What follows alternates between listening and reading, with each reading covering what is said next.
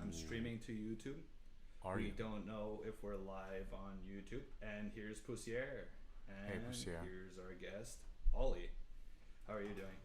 I'm doing fine. It's been a long wait for this podcast. The setup was long, but I'm happy that we're starting. Yeah. I'm happy to be here with you I'm guys. glad it's happening. Yes, Welcome on the podcast. It's a pleasure to have you, man. it's a pleasure to be here.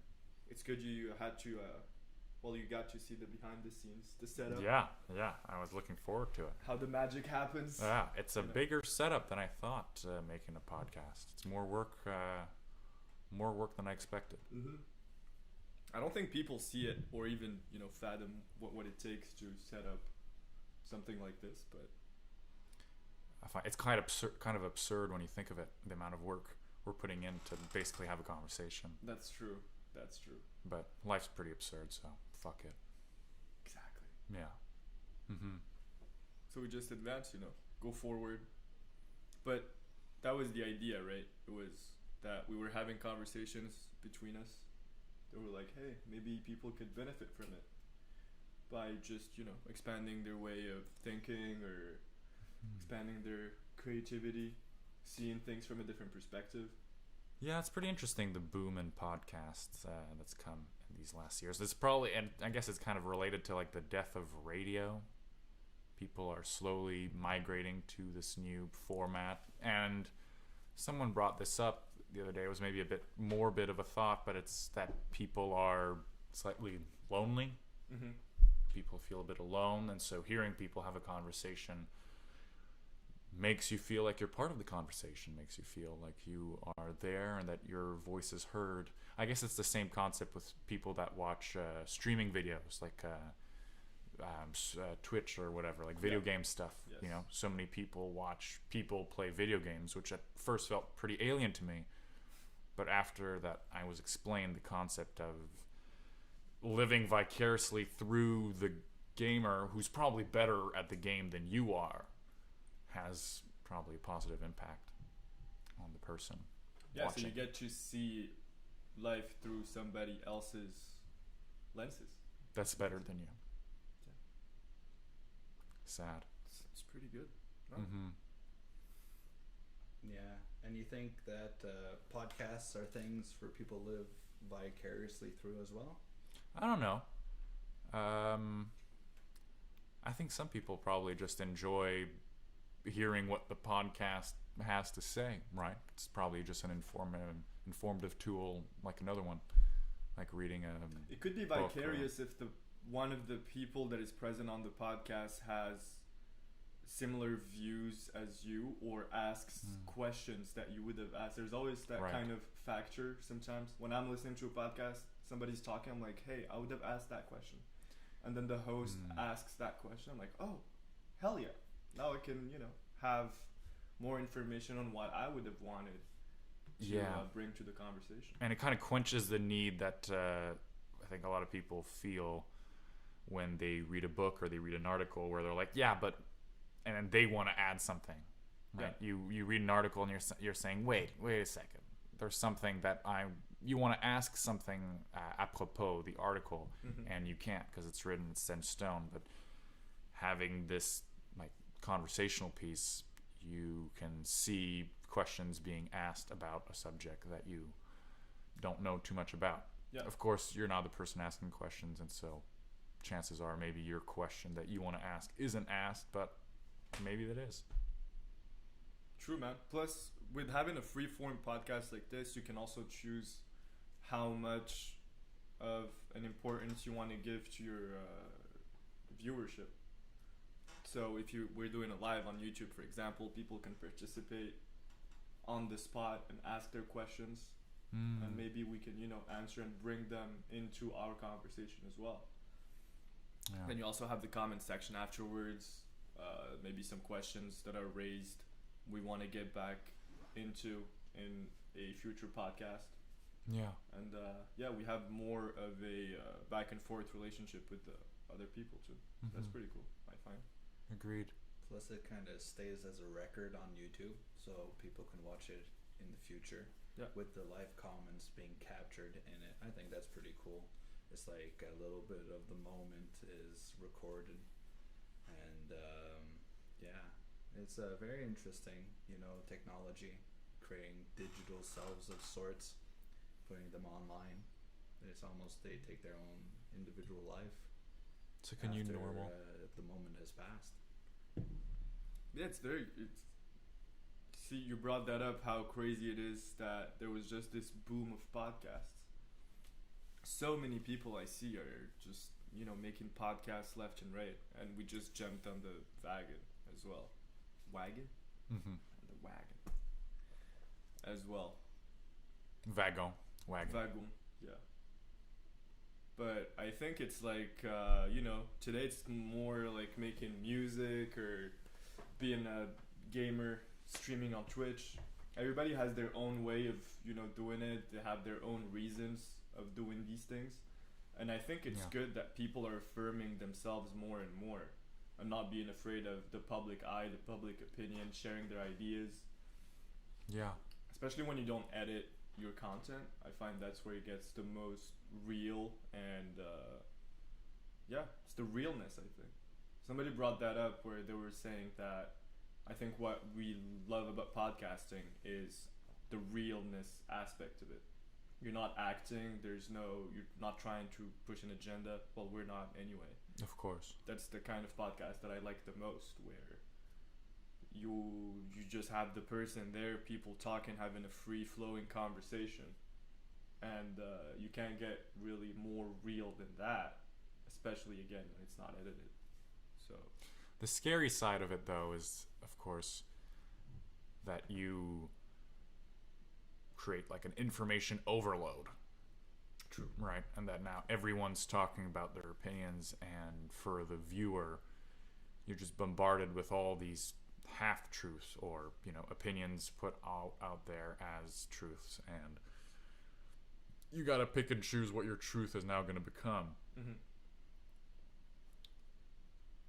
Which in the end maybe leads to confusion or to, polarization, because different people listen to different things and then assume that thing they're listening to is the absolute and unique truth. And then, we have conflict. But I think, getting back to the polarization, people are more polarized today than they probably have ever been, especially politically. Yeah. And I find myself, even in my entourage, that now I have more and more difficulty having debates, especially about politics, with close friends of mine. Just because they are so ingrained and engraved in that kind of political view and political chamber that they find themselves in. Everyone's stuck in their own little echo chamber. Yeah. And they can't... Their news feed just gives them all the information they already have and already believe. And yeah. And it just gives them more arguments into what they already agree with.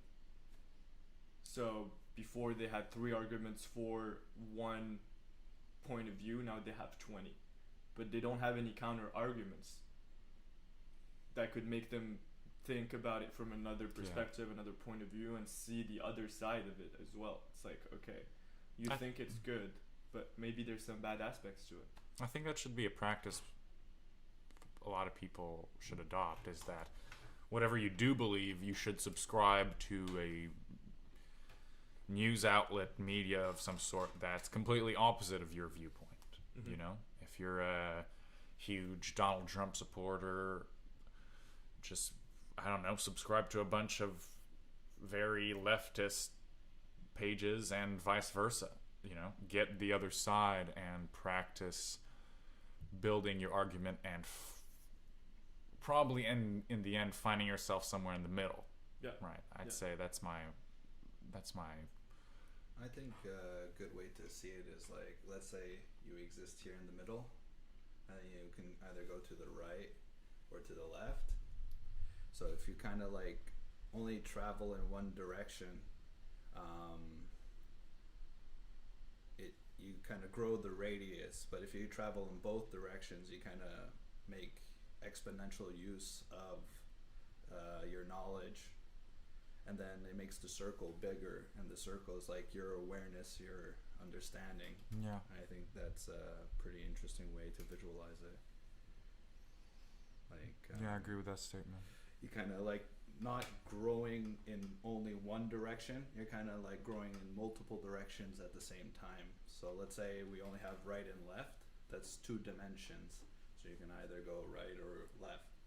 But if you go like only to the right, maybe you go like 100% to the right, then the length of your radius is, let's say, I don't know, 10. And if you go 100 to the left, the radius is 10. But if you go 100 to the left and 100 to the right, your radius is going to be like 20. And then your universe is going to be able to encompass so much more. Yeah, isn't that what you would call an open mind? You know, you keep an open mind so you have a wider radius of the information that you allow yourself to take in and accept as maybe really part of your reality. And I guess the danger with that and with exploration in general is going too far on one side or the other and becoming cut off from the any other source of potential knowledge or anything else. And I guess I'm seeing that a lot in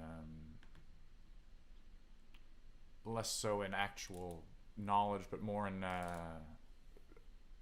pain, you know, or in suffering, where we all know and understand that to grow and evolve, we have to step out of our comfort zone and suffer a little bit, so that we can first of all rejoice when we get back to the other side, to the light side, but also, you know, become a bit more aware of the world around us.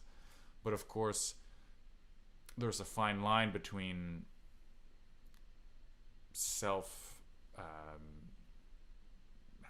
becoming a better person and developing trauma, right? If you try and go too deep into the darkness or the pain, there is a point of no return where, you know, you might not be able to step back. You might not be able to come back from that and have this outside perspective, because now you're just too deep in the shit, right?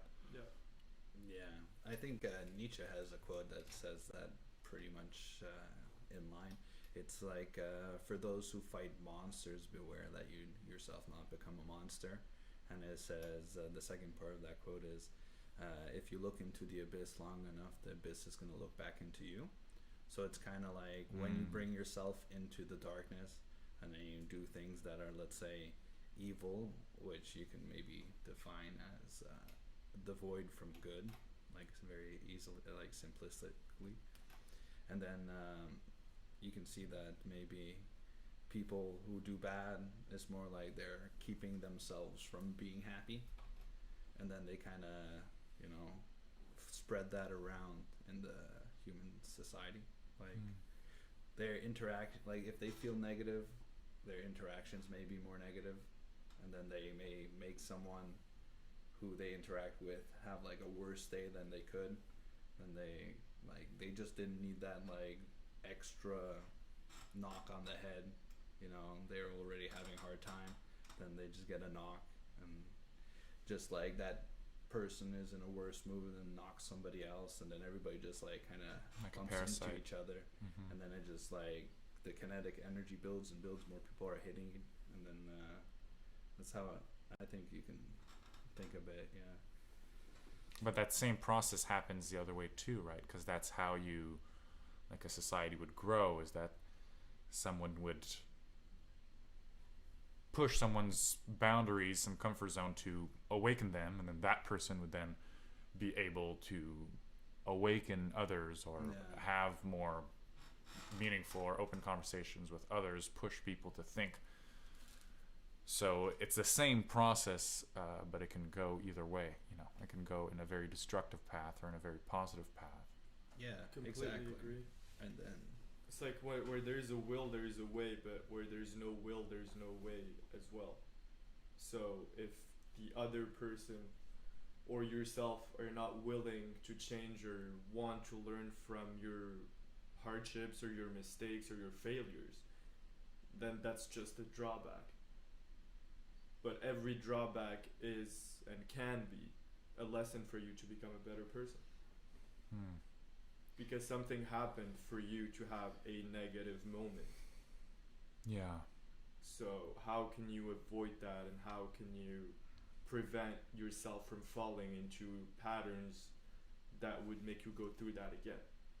Sometimes also it's like Well, I not guess your it's like- fault at all. It's like what you said, if there is no will, there is no way. And if you Yeah. fall in a negative pattern and you lose your will, let's say in a case of someone who's went to war, and although they're a very strong person, a very determined person, they witness things that are too harsh, too destructive, and now they come back and they have no control over their emotions. They have PTSD. They have this trauma that's beyond them. It's beyond their will, whether they want to or not.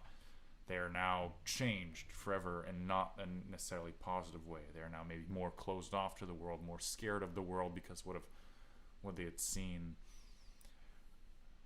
I wonder how one can define where the line is when trying to look for growth as a person.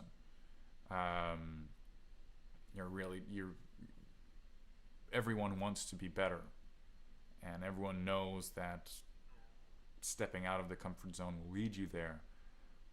But we're all scared, and rightly so, because stepping out of the comfort zone too far might mean that you're never going to be able to come back to it. Too far, too fast. I think there's always a way of coming back. But that's what's really interesting, right? Is that people can go through more or less the same experiences, same traumas. Let's say if we talk about addiction, right? Mm-hmm. I think most people go through some sort of addiction Definitely. throughout their lives, whether with substances, with certain patterns of thought, behavioral patterns, that are not necessarily good for you. And I see that the people who in the end fight it head on and can get through that addiction and eliminate it are such better people at the end, because it's something that is so hard to face and to get out of, because it's habit, it's addiction, your body needs it, your mind tells you that you need it, and by being able to fight against yourself, you have that battle inside of you, and then you finally win it at the end. You come back just like a gladiator in an arena. Definitely. You're like, I have won, I have achieved something, and today I'm a better person. And that just resonates throughout all of the other aspects in your life. Because you're inside of you, you know you're a warrior now, and you can get through stuff. But like a gladiator battle, someone has to lose, Yeah. And although I want to believe that we can all fight our trauma and beat it, there are people that are very strong that do have trauma, and it's not because they're weak that they can't beat it. And this is something I don't know, something I'm very curious about, is what makes a trauma too hard to deal? What makes a trauma too hard to get past? How does one get past it? You said we can all get past our trauma, and I'd love to believe so, and I want to believe so.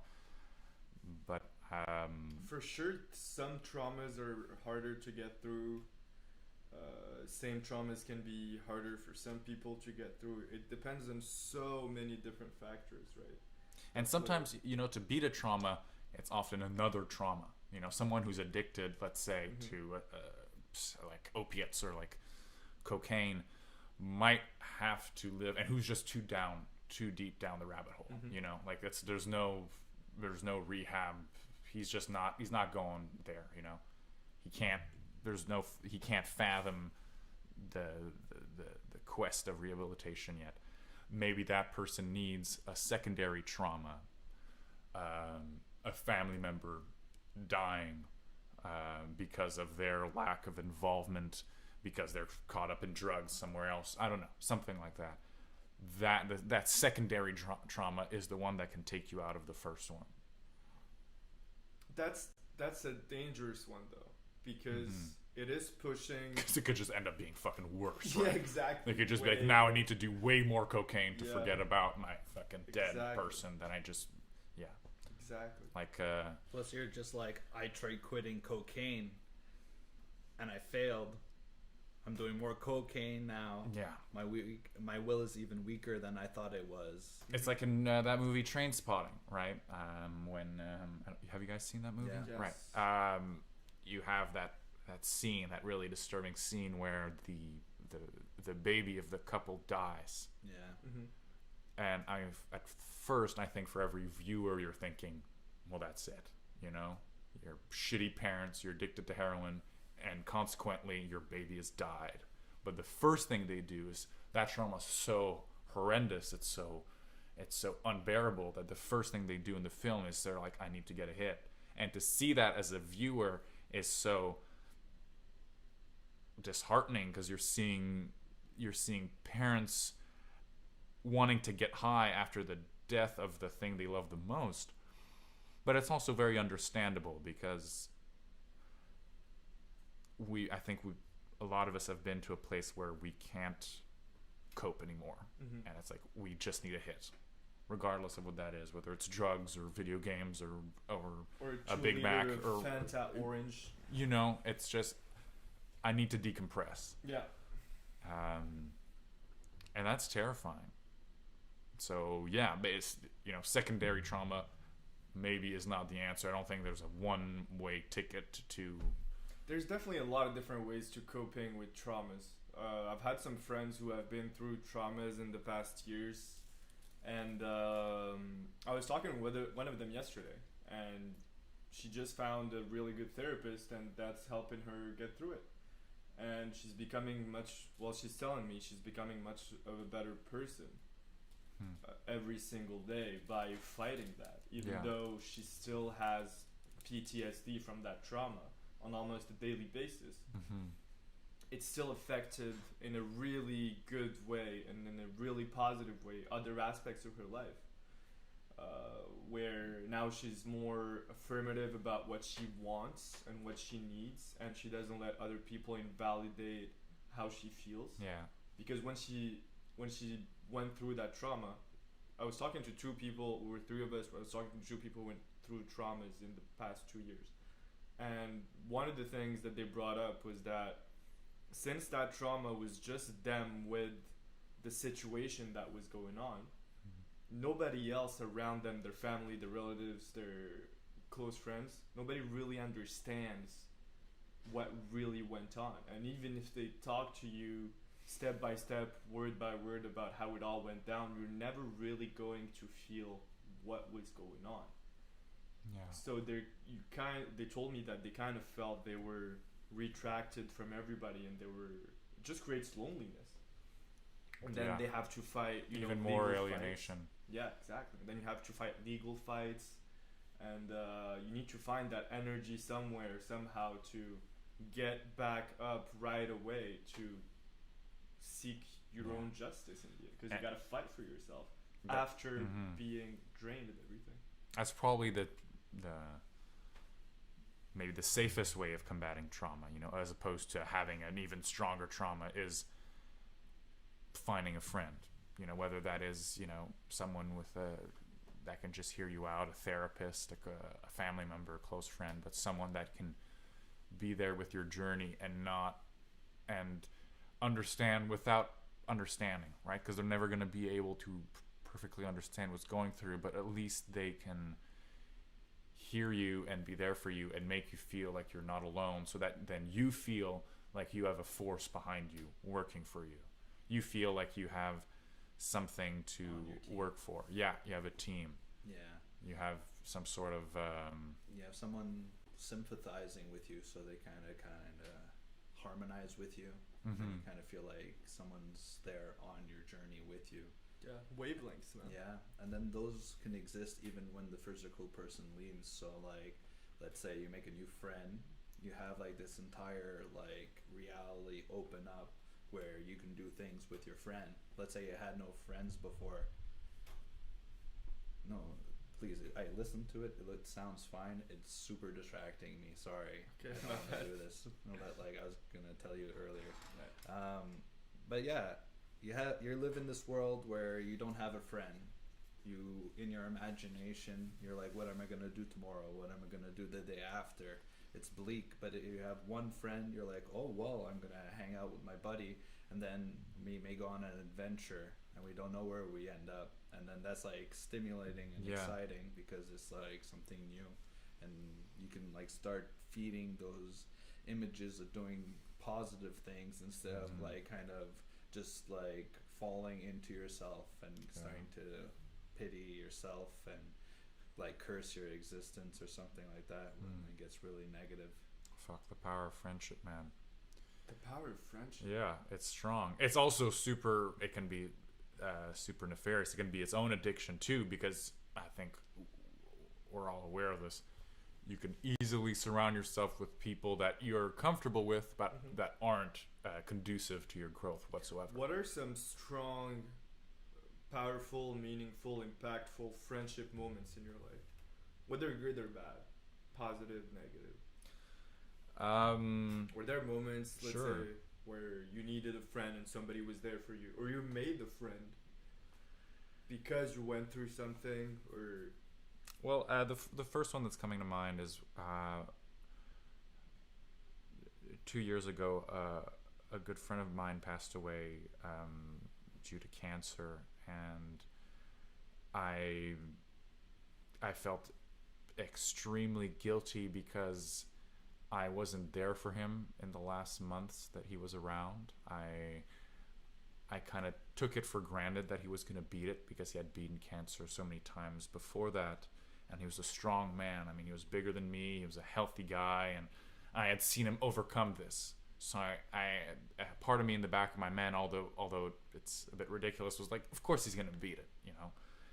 And he didn't. And I remember just being like I was on the toilet bowl, and I got a call from my ex-girlfriend, who I wasn't very like cool with at the time, telling me that he had passed away, and I had just no one. I had just no one to live that grief with. I was just alone, and I had a weak moment. The first thing I resorted to was I started drinking, and then I realized I was called into work. I forgot I was working that day, so then I went to work drunk, and then I was like, since you're drunk, you're being emotional, and so I was liking that because being alone, I wasn't sure how to feel my emotions. I felt all those emotions, that guilt, that sadness, but I didn't know how to feel it. So the alcohol was helping me feel it.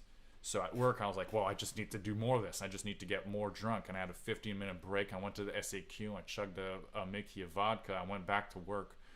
I finished my shift, and I looked ridiculous. I'm crying while selling movie tickets. I'm just like looking like a complete mess. That's a sight right there. Yeah, I know. And then I go home, and instead of just confronting the issue, I try and distract myself. I try and do some video editing that I had to do. I try and work on some projects, but it's the looming darkness is just too overwhelming, and I'm drunk, so I'm starting to have like these weird ideas of like, I just need to see him one more time. I just need to make amends. And so I had a bunch of mushrooms and LSD laying around, and so I'm already like one bottle, like 750 milliliters of vodka in, and I'm like, fuck it, 5 grams of mushrooms, tab of LSD, let's go. Same time. Let's fucking reach the other world, and let's reach Valhalla and talk to my dead friend and make amends, you know? Yeah. Which didn't happen at all. I just went to the park, and slowly but surely I just man, it's weird when you take that many psychedelics. Oh shit. Oh, we're getting an alert. Oh shit. Okay, so the alert is about somebody who got kidnapped, apparently. Oh, fuck. Amber Alert, Quebec. I don't know if anybody's watching this live. But, a 7-year-old and a 2-year-old just have been abducted. The vehicle is a Land Rover Discovery Blue 2019. And the license is FMV6823.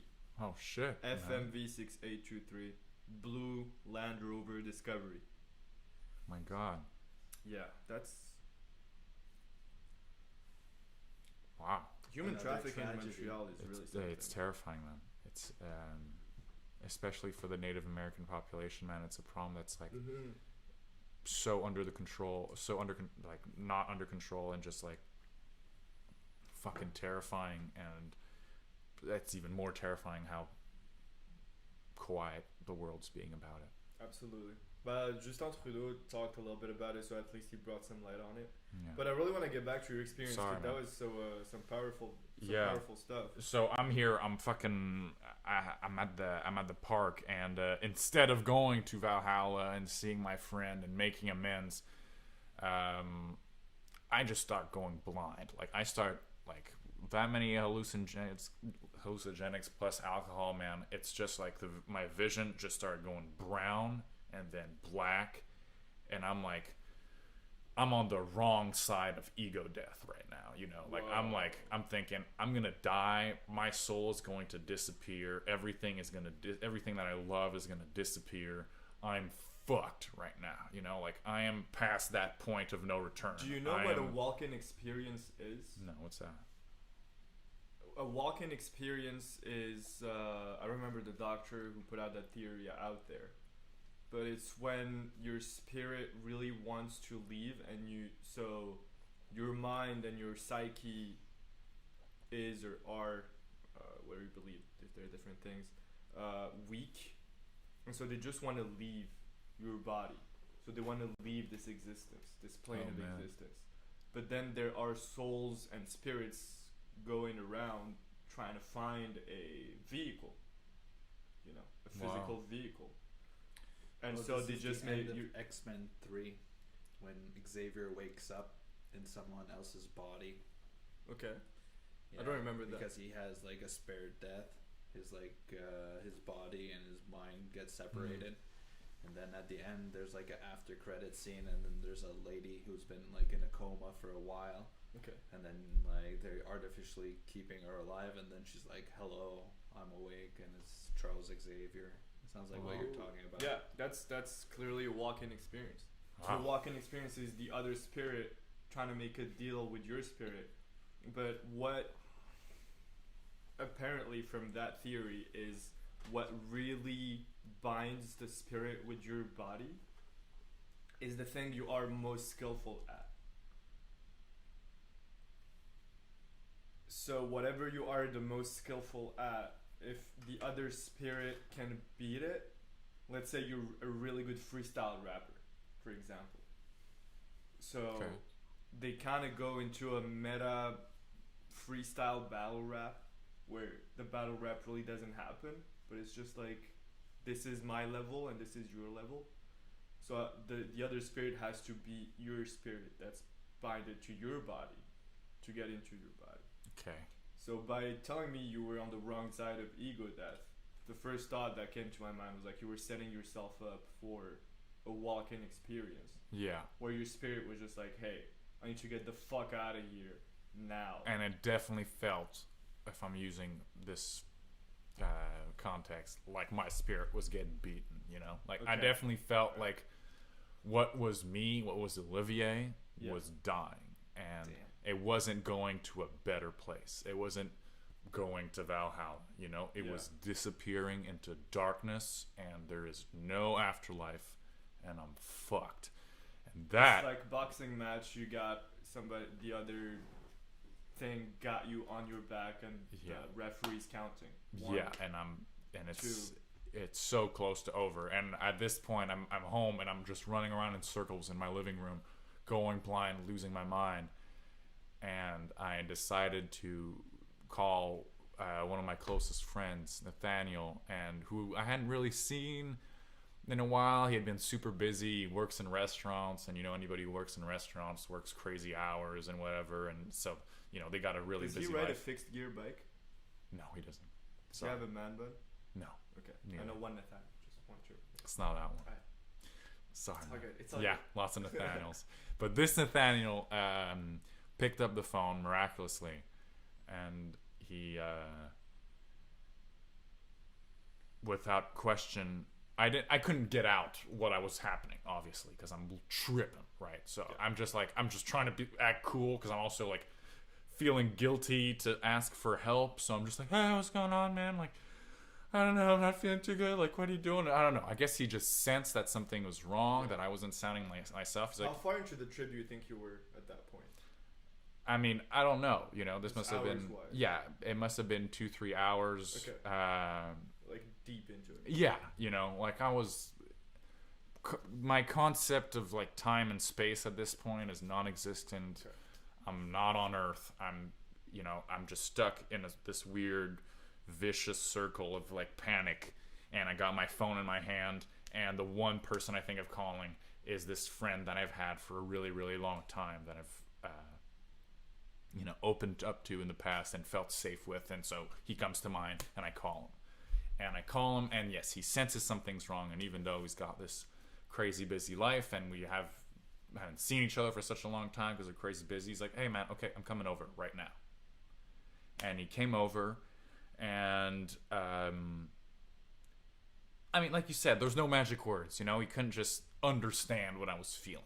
Yeah. He couldn't just, say the things that'd be like, this is what you must do. He didn't give me a path to success, to beating this. But he just stayed with me and gave me that comfort that I had someone. I had someone behind me. I still existed. I'm still there, and I can do this.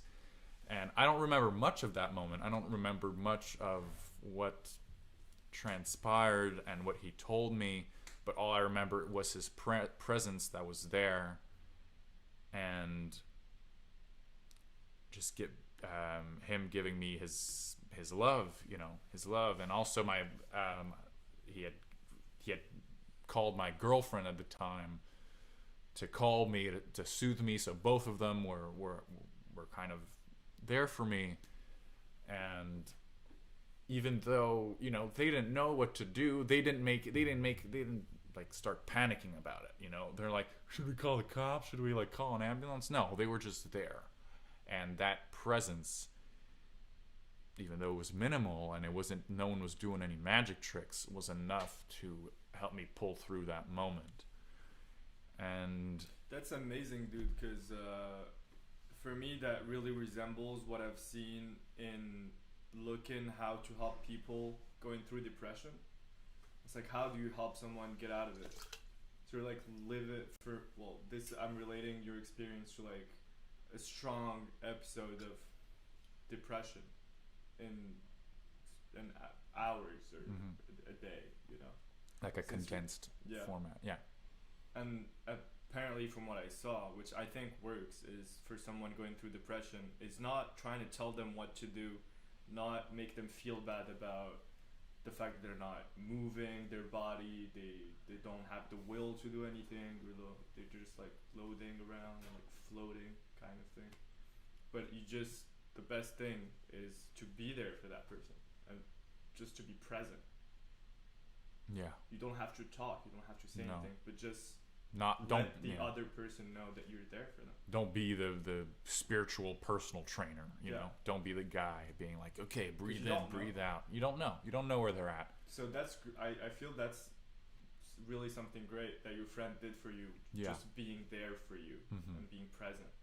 It's I honestly think that it possibly saved my life, because in that moment it really felt like the next day was not going to happen. In that moment it really felt like, I mean, obviously it was the drugs, but it was like, I'm going to wake up and I'm going to be a vegetable. Like, someone's going to have, like you said, someone's going to have snatched my spirit, because my spirit was wandering and it was weak as fuck in that moment, and someone was going to pop and just snatch it, you know. That's really how it felt. It was a game-changing moment, and you can never underestimate the power of your presence when it comes to someone who's hurt, who's traumatized. Just being there, not trying to find some sort of miraculous solution, some kind of weird concoction of words that's going to shift people, some kind of YouTube fucking motivational speech to try and save someone. No. It's really just the presence of someone is so impactful when Not it comes being to alone. those. Yeah, Yeah, it's just that simple thing of having people that you know were there for you in the past, and then you feel comfortable with the idea that they're going to be there in the future. yeah, It's like when you were alone on drugs, maybe like there's no tomorrow because like you eviscerated your past. You're like, I don't want to think about it. Then you look forward and there's nothing behind you and where you're walking towards anymore. Then when your friends came in, you're like, oh yeah, well, there's Nathaniel. Yeah, in my life, so you know he was there for me in the past. He's here for me now. Probably going to be there tomorrow. Or, mm-hmm. you know, it just gives you that Yeah. that hope. That It strength roots you. to It see roots you through. in reality. Yeah, Yeah, brings you back. It Mhm. anchors you. Yeah. Grounds you. I think even a stranger can do that for you, though. Yeah, for sure. I went through an experience where, for example, for example, it's the experience in itself. But yeah, I was, I think 12, no, probably 14. Anyway, between 12 and 14. And I had lost my dog. My dog got hit by a car. Ooh. Yeah, I didn't know kn- you lost a dog. Oh yeah, Probably talked to. don't I did a remember. presentation in school on that, but you weren't in that class. But anyway, yeah, and there was no one at home, so I was just there with the security guard of the residence I lived in, and a stranger. There was an old man there, probably in his 50s, mid 50s, I'd say, if I remember correctly. And yeah, there was just my dog there laying in the middle of the road, the huge puddle of blood. And I man. just started crying, and just the fact Fuck. that Yeah. well, I didn't just start crying. I was shell shocked. That was my first experience in my life with losing life. hardcore grief there. Yeah, like, exactly. pure grief. I did not know how to react, and that old man just embraced me, and I started Wow. crying in his arms. Oh man. And I think that really helped me cope with it, because if he didn't do that, I don't know how I would have really reacted there. It canceled the grief on a micro level. Well, it Just helped for me you. release somehow. It helped me express how I felt. You know, Yeah. It made it more valid, just by having somebody that I didn't even know, who just was there and present for me. You know? I think you tapped into something really interesting there, because there's something terrifying about living an absolutely dark emotion alone. You know, is that Yeah. you dark don't. in the way where you have no benchmark. Yeah. Yeah. You don't know how to root yourself. You don't know how to express emotions, and you stay still when you have all that pain and that guilt, and all you want to do is cry and scream and get it out, but you can't, because you're alone, and you can't process it yet. It's like other people, other presences, other humans will help you process, or animals, man, I don't know, maybe a cat can do that shit for you, can help you process those emotions for you, because that's really, Maybe even something beautiful like a painting or Yeah. a piece of art. you know what, for sure, because in that moment, when I got the news of my friend dying, what got me to the drink, what got me to the drugs, was that I can't live my emotions right now. I had all this sadness, all this grief to live. I needed it to live, but it was there. I saw it and I couldn't live it. I was just there like this, not crying, not being sad. Someone just told me Just shocked. my friend died, and I'm like, and that's like That's a I killer, really like man. the image you just put, where there's like, it's there and you're here and you know it's there, but you're not connected Yeah. to it. And you want to live it. Some kind of sun, some really Yeah. powerful blob of. And it's terrifying, because you need to do it. You need to live it. It's right there, but you can't live it. So Yeah. you can't just cry it out. And that's what led me to the drugs. That's what led me to the coping mechanisms, because I'm like, I need to hyperdrive this shit. Like, I need to find a way to live it. And the quickest way was substances. Substances will get me emotional, will get me to be able to pour it out. Have you watched Midnight Gospel by Duncan Yeah. Trussell? I did You see that. Yeah, I did see There's that. the episode about grief that I found very, very profound and very, very interesting. Yeah. Where he talks about, he's talking with this, I don't remember if she was a doctor or whatever, but it was someone who works in the field of death, basically, and they were talking about how when somebody dies that's close to you, there is this kind of ritual that we have imposed now in modern society where you hide death and you try to make death look as beautiful as possible. You know, you embalm the body, you present it, the body is well It's not presented. dead. It's there. Look. Yeah. Yeah. Like the body's cold, the person is not dead anymore, but they still look good somehow. You're And- preserving it. Yeah, and the first reflex also that you have when somebody close to you dies is to call 911 or, you know, try to get the body out. But what he was talking about, Duncan said, which I found really interesting, was to take a moment, you know. Let's say you're with your grandpa and it's just you and your grandpa and he just dies in front of you, heart attack or whatever. Take a moment with the body, just realize really what's going on before engaging into, because it's not going to change anything. If you take 5 minutes or an hour or 2 hours, it really doesn't change anything. Yeah. So take a moment in realizing what's going on, live the experience, and go through the motions and the emotions and the feelings, and just Fuck, man. and that's something that we don't have in our society anymore. Yeah. Whereas before, clearly we had that as humans, where somebody died and like, you take a like whatever, if they got killed by a bear, for example, you kill the bear if you can achieve that, and then It's so hard, man. It's so hard to live those emotions, to take that moment and live those emotions. fucking hurts, man. I remember I once met this woman, and it was so interesting. I met her just at a random barbecue, and it was just a casual hangout. And when we walked back home, she told me this story about how her boyfriend died, and how she felt so powerless, because it wasn't just like he died in her arms. It's that he had cancer. He had went back to New York to get some treatment. He was living in New York, she was living here, and he hadn't told her that it was terminal, because he couldn't do it, and he didn't want anyone. So she got the phone call from the mother, like, hey, my son's dead, your boyfriend's dead. Boom. And you're left with that.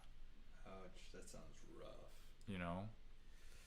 Got so many shivers down my spine Yeah. throughout this podcast, man. I'm just like, fuck. And Yeah. fuck, there's a part of that that's so terrifying and so gut wrenching. But she told me the same thing that I kind of lived with my friend, was that she couldn't react. She couldn't live that moment. That moment was too hard, and it was inaccessible. And she lived it through a longer period of time. She didn't fucking take a bunch of drugs and act stupid like I did. She ended up taking way longer, but it wasn't an hour, it wasn't a day, it was months, it was a long time.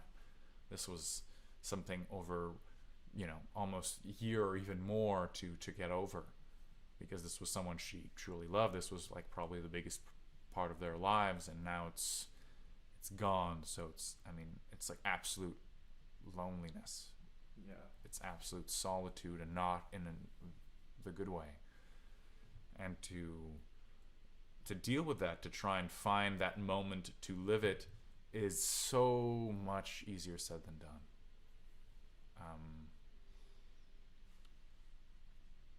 I don't know, and I don't know if I'll ever know how to access that, because I'd love to be able to say that, to someone who's hurting, who's grieving, to just live it. But the thing is that sometimes it's just too hard, and that terrifies me, because I don't know if I was to meet someone that was grieving like that. I don't know what I would say, because True.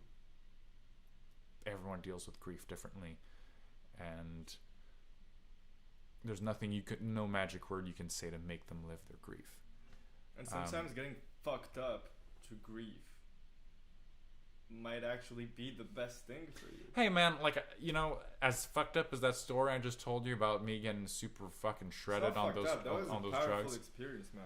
I thank you for sharing that. Yeah, but you know what? The crazy thing is the next day I felt fucking amazing. That's what I was gonna ask you. The next day I was like, holy shit, I'm alive. Thank God. You know, we're talking about going on the other side, like going to all the way to darkness to then appreciate not being in the darkness anymore. Hardships, man. The fact that I wasn't in the darkness, man, I can tell you the next day I was on cloud 9, dude. I was like, oh, I wasn't thinking about death. I wasn't thinking about grief. It's like, oh, it's like I had lived all the grief in this like tiny moment. And it was, man, it was as terrifying as it was so strong of a relief afterwards. And so, of course, I totally agree with you that we have to live that grief. It's just I don't know how to live it, and I don't know how what to really deal with it. Yeah. Without any substances that make you go into some kind of secondary state. Yeah. And you know, I don't maybe know it's like either, maybe man. it's like what we said, is just you just need someone. You just need someone that's there, whether it's art, whether it's your pet, whether it's your friend, whether it's your family member. Just having someone there helps. You know, and it's not like they got to say some magic words, just their presence helps. Maybe that's the thing. Yeah. But sometimes magic words help a lot. Like, I love you from a friend. Or, Yeah. you know, I appreciate you. Or, Yeah, for sure. But see, that's presence, right? Yeah. Where it's like just saying, hey, I'm present, I'm here for you, I love you. Yeah. I think what all there's these a more real power in telling someone I love you. Yeah. So like those are the magic words. I'm just making a joke. Yeah. It's like there's no magic words, but I'm saying like No, it's it really does help. It's like those little things that we don't realize are magic, but kind of like prop up the entire, you know, your entire framework of what happiness is or how to be happy. It's like, you know, you view people you love and people that you don't know very differently. Like they mean so much more to you when they walk into a room.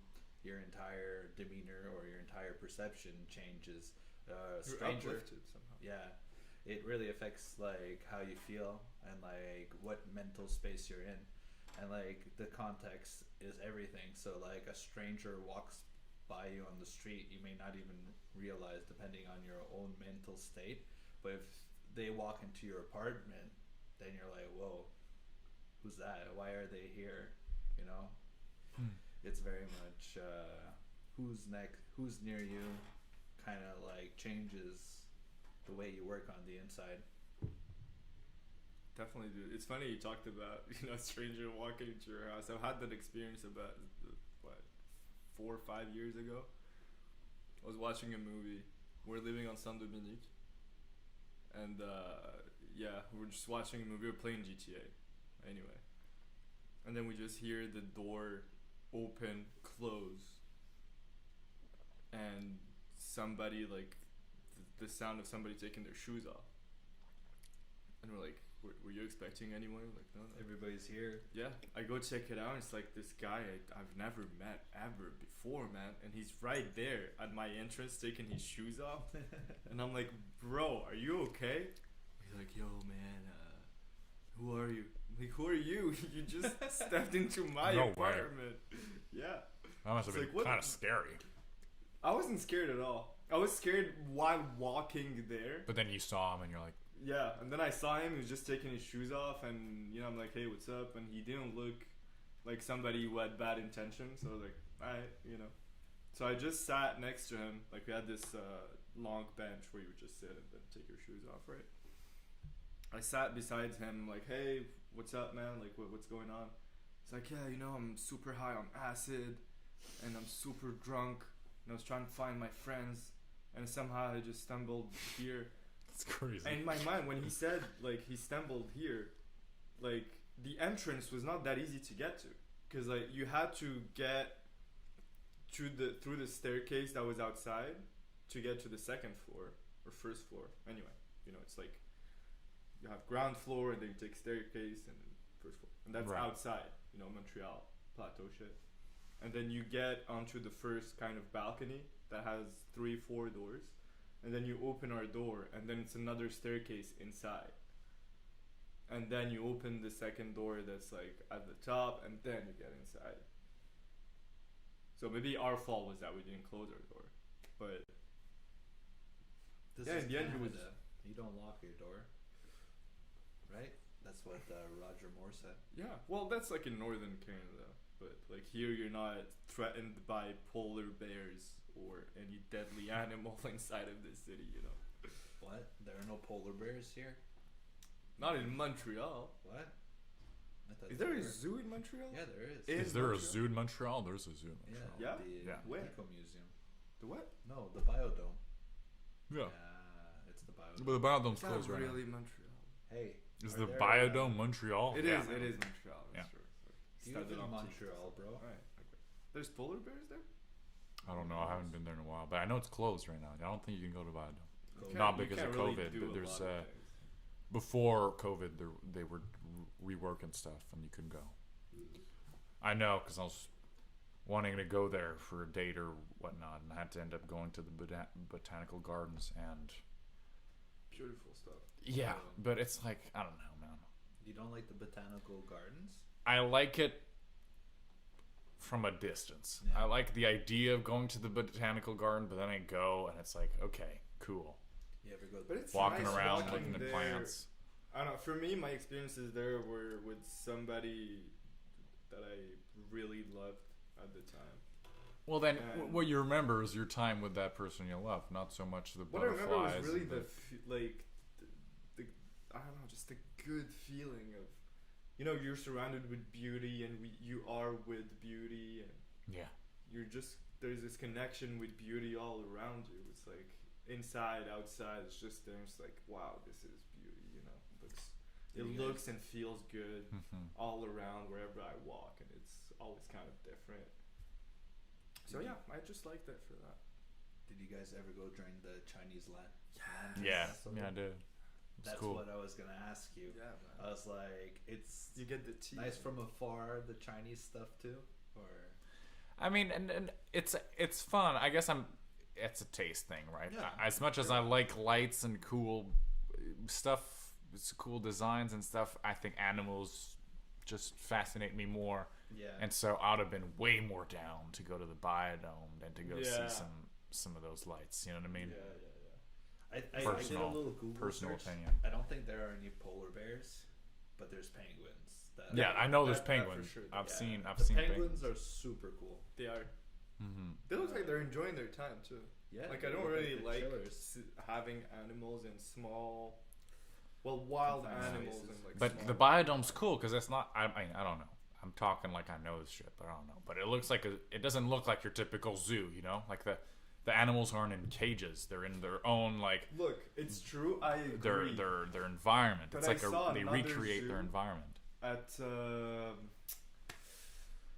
fuck, I don't remember the name of the actual endroit now. That sucks. But it's like next. C'est en Gaspésie, Okay. right? I don't remember the Oh. name of the zoo. Yeah, I know. It's not Gaspésie. It's Genre Lac Saint-Jean. Next to Lac Yeah. Saint-Jean. that's Gaspé. Yeah. Gaspé. Same thing. Yeah, yeah. Gaspésie, Anyway. Gaspé. Yeah, Same place. but anyway, it's next to Lac Saint-Jean, man, and it's the best zoo I've ever seen because it's kind of like the Biodome, but first of all, it's in open space, so you don't have a roof, and the animals all have a shit ton of space, dude, with like what they really like as a space. It's like, okay, a tiger, for example, is supposed to in nature cover a distance of like 1,000 by 1,000 kilometers. It's like 1,000,000 kilometers squared. Yeah. Basically, clearly they don't have 1,000,000 kilometers squared, but it was still a way bigger playing field for Yeah, them. they weren't in Than the cages. They bio. weren't in locked little spaces. They had Yeah, it's like room it's to- nature, but they still had fences, and they couldn't clearly go to the other side. Like, let's say the tigers were literally adjacent to the monkeys. So if they could merge, they would definitely like eat the monkeys right next to them, clearly. But yeah, I just found it really fun. Even then, I was like kind of not super comfy about that, but it was way better than having animals in cages. You know what I'm saying? So yeah. What's your favorite animal, Ollie?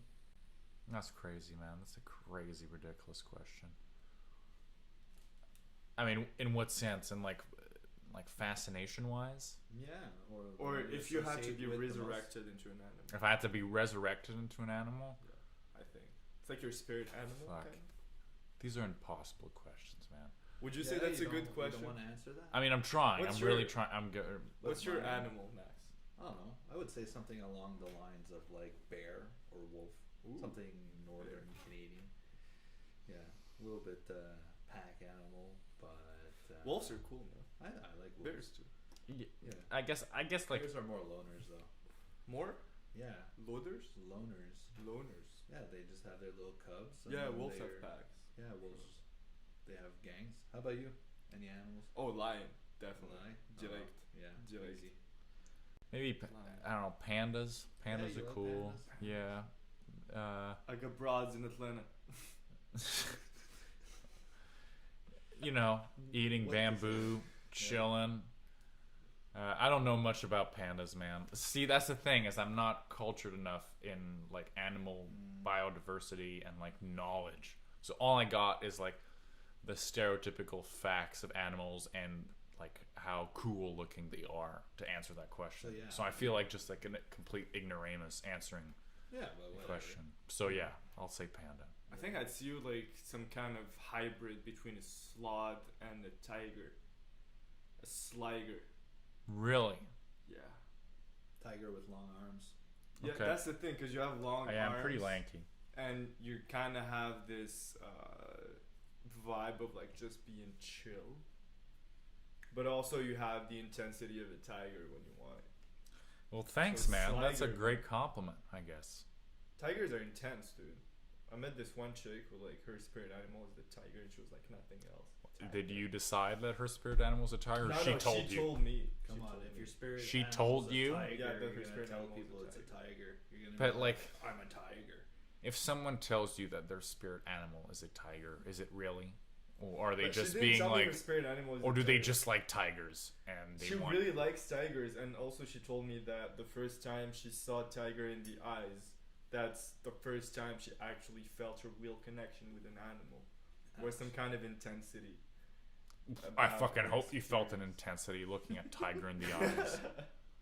I That's did. some I didn't terrifying ass feel that- shit, man. I see that happened to me. I had the experience with the lion. I was like, I felt an intensity. I'm not saying it's the same that she felt, but I Okay. looked a tiger in the eyes and I was like, meh. But you got to look at other animals that could like murder you in 0.4 seconds and feel that intensity too. Because pretty sure any human being that looks a tiger right in the eyes feels that intensity. You know what I mean?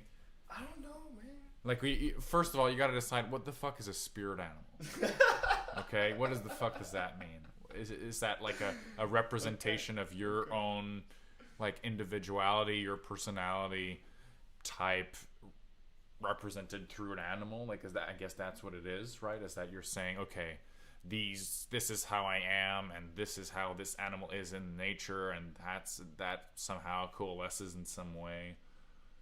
I don't know. For me, it's I'm like, guessing that's what it is, Us right? as humans, we can channel the energies of different animals, and animals have certain energies. You know, like a lion is the king of the jungle, but really the male lion doesn't do shit, and then it's his companion, the female lion, that does all the job.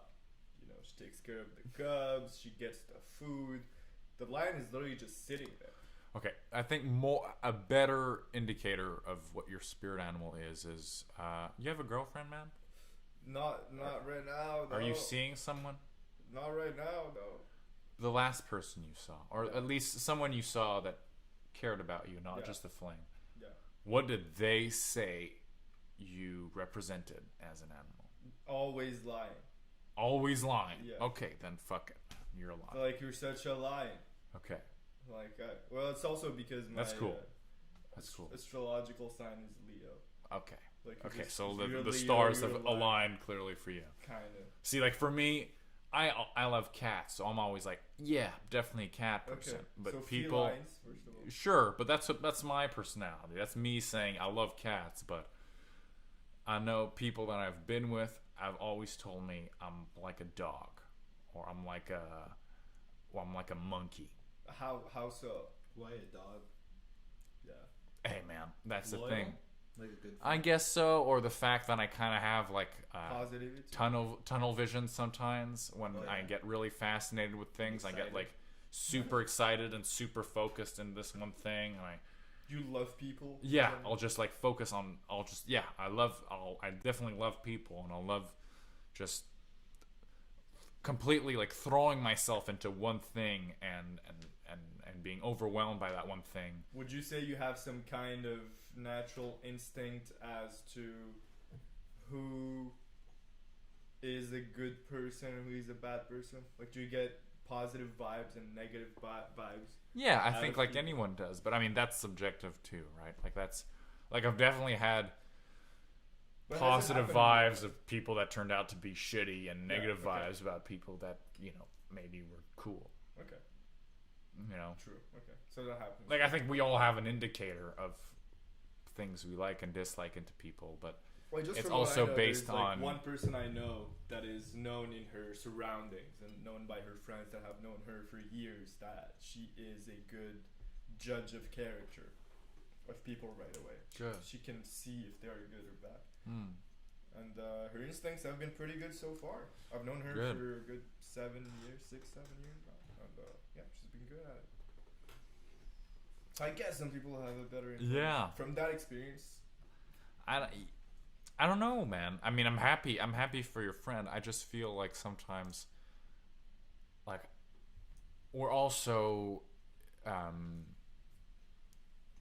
inspired or influenced by our past experiences, and sometimes I mean I know recently I had a contract. I was doing a music video. I was filming a music video for an artist, and this artist reminded me of this friend in high school who completely fucked me over. Like he was a good friend of mine, and at one point he gave me a phone call and was like, dude, I'm really fucked. I owe a bunch of money because someone framed me. Someone said I was I did some graffiti that I didn't do, and I just need your bank card. I know this fraud thing I can do and it's gonna help me get some money to save my ass. And I mean I was at this time in high school, and I was kind of in a sketchy group of people, and I knew that like in the fraud game there's always a fall guy. Mm-hmm. And the way he was framing this, I'm like, I'm definitely the fall guy. But he was promising me like, this is another thing, you're not the fall guy, definitely not, I'm your fucking friend, I just need your help on this, you're good. Totally ended up fucking me, and I lost a bunch of money, and my mom had to pay it off, and it really fucked everything over. And then he disappeared and never paid me back. So Holy shit. that was some trust issues right there. Yeah. That was a friend that really fucked me over hardcore. And anyways, this guy that I was filming this music video for, like, reminded me of this guy so much, just because he was like extremely charismatic. He looked like him. He had the same kind of energy. But that's me putting my interpretation onto this person. Like an experience bias. Yeah, I have no idea who this guy is, and as far as I got to know him, looks like a cool guy. Maybe I'm wrong, maybe he's a fucking asshole, but he looks like a cool guy, and I have no right, or at least there's no point in putting on this image I have of him from my other friend, from this old past memory onto him. Yeah, there's like a hook in the person that reminded you of your friend, and Yeah. you're just projecting on that Completely. hook. And you're just like, I have this low definition image that I could tag this person on. Yeah. And it's like categorized. Exactly. And it was purely out of superficial reasons, just because he was like the same height, same build, same look, same attitude, you know? But that doesn't mean anything. Yeah. And the thing is, you can't really ever know anybody. Like, you know them 10 days or you know them 10 years. You'll never like get to know them as a complete person. No. So, Because you're people always change. filling in the Yeah. gaps. Fuck, man. Do people even know themselves, man? Like, I don't even know who I am most of the Yeah. time. Plus, you were talking about your experience earlier, and you said you almost died. You had an ego death. So, do you feel like you're a different person now? Do you see life a little bit differently, or? I definitely see life in a different way because I'm so thankful that I came back from that. Yeah. But I do feel like exactly I came back from that. Yeah. You know, It's still the same Ollie. it's still the same Ollie, and I'm thankful for that because, like we were talking about at the beginning of this, there is a point of no return, and I felt like I really skimmed the line there. And I do feel like people can change for the better or for worse, and in that moment, I definitely feel like I could have changed for the worse. I don't know. I really don't know what could have happened in that moment. Yeah. It's very interesting because you and we like movies a lot. Yeah. And I watched 2001 Yeah. not too long ago. Mm-hmm. And there's like a whole bunch of things that I noticed for the first time. Yeah. But you know when they go to Jupiter and then you enter like the psychedelic scenes? Yeah. Towards the end. I see that as ego death. Because Jupiter Oh, for sure. is the ego in Greek mythology. It's Zeus, who's like the CEO of Olympus. So it's out of all your emotions and everything. He's the shot caller. He's the one who has like Top the dog. pride. Like Yeah. I'm making good decisions and etc.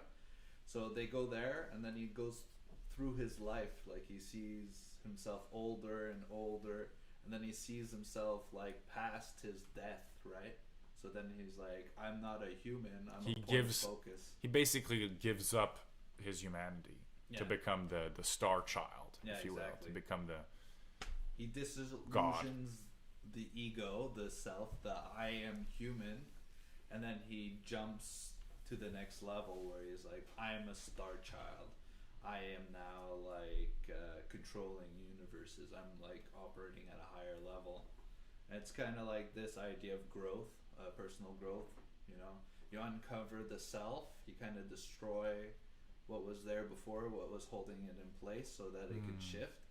And then hopefully you can bring that new awareness to like a higher level. Then you distinguish between your options from like this new perspective, and then hopefully you can move in a more powerful direction. You know, like something that adds more purpose to your action.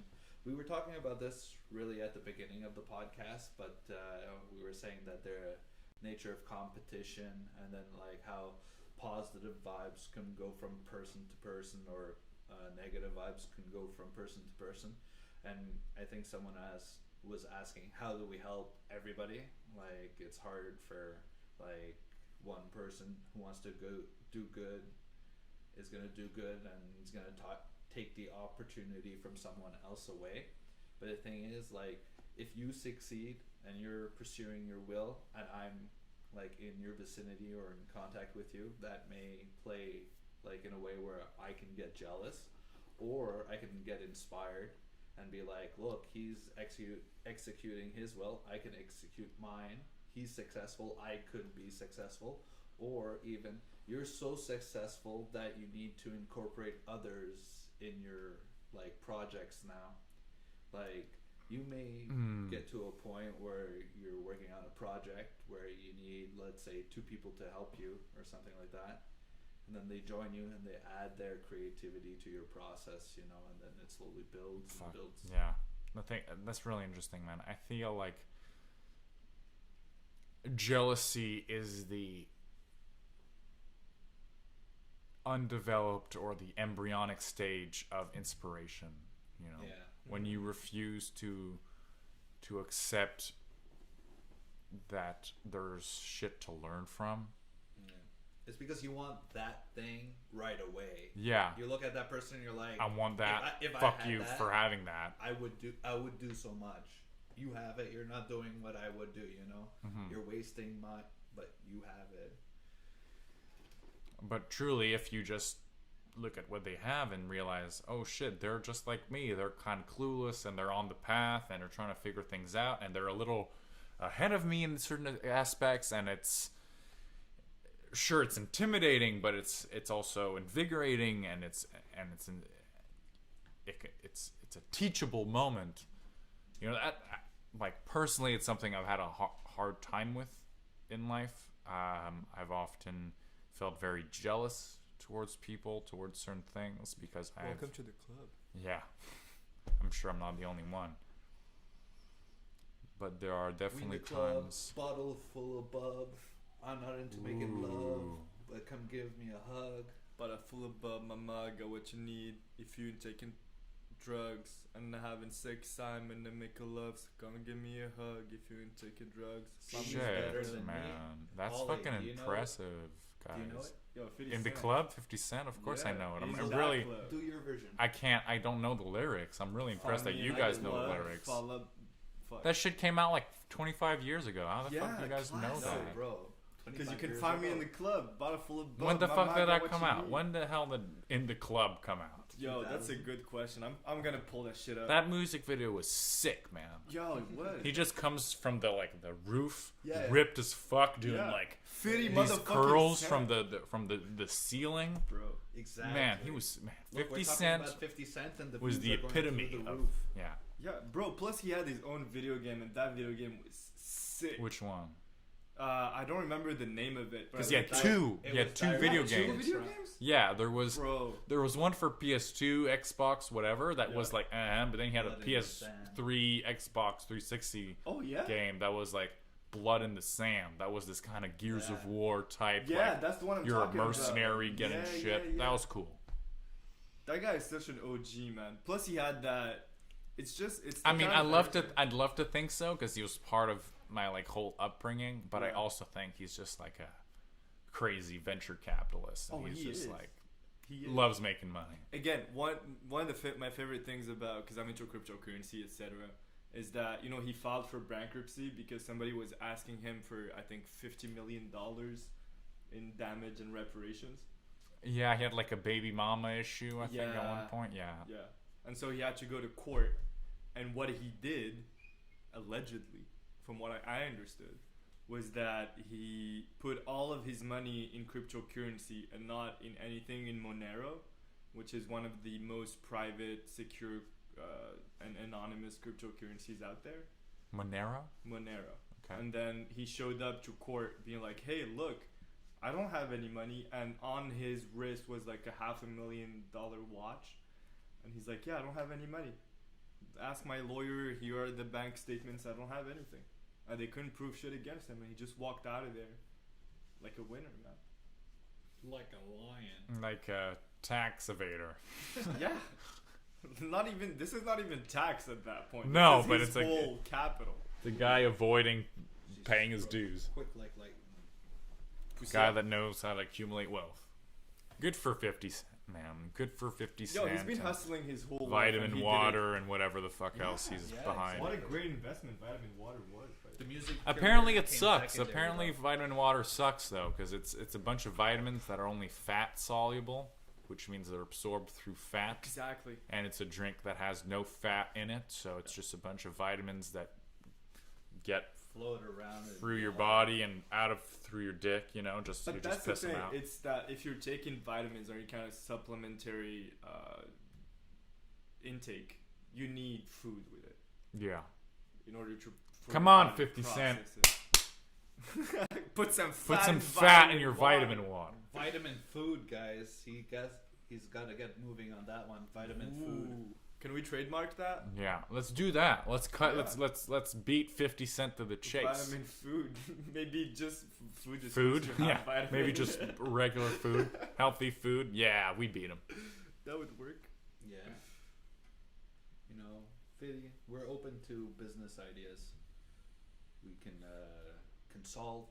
We can not really invest. You can invest. That's what we need you No, for. I think 50's done. He's done. I mean, what's the He said last he's thing the that dude. 50 He Cent has said done? all his money is hidden, private. Yeah, but he untraceable. got off the grid, man. That's what I'm saying. You know? Why It's is he like, done though? you- He you could do be your our own thing.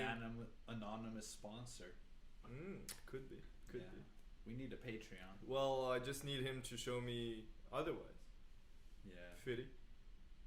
If you're listening Oh to this. man. All of a sudden 50 he Cent. jumps on. He's like, you know, classic laugh. Oh, that would be great. But the power of others, man, that's some crazy thing. Because when we think about success, about living a good life, I think it's natural for us today, anyway. I don't know if it's a natural human thing or if it is society that imposed that onto us. Whereas you think about success and achievements as being your own. Whereas Yeah. in my opinion, it always goes through everybody that surrounds you and who you surround yourself with. Yeah, I think you bring something out that's pretty interesting. I mean, the idea of being self-made is ridiculous. in a way. Nobody's self-made. No. It's ridiculous to think Wow, that. when you said you the know. word self-made. You know, My you face went take like this. pride in being the Self-made. guy. I'm the guy. I'm the CEO. I'm the the top man. dog. I'm the man. I'm the alpha. I'm the self-made. Don. I'm Donald Trump. Everyone benefits from other people, and to deny that, to say that I made this all by myself, is to lie to yourself, and it's to create a false image of what humanity is, because no one gets to where they are alone, and it's not. Hey, cutie, come on, you're blocking the camera. Oh yeah, he took control.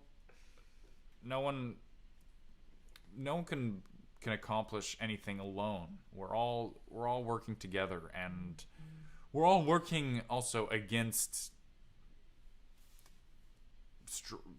challenges. You know, we're all like, there are challenges out there which make you want to go like, yeah, I fucking did this alone. I'm the guy. You know, Yeah. it gives you that feeling that you're the Yeah.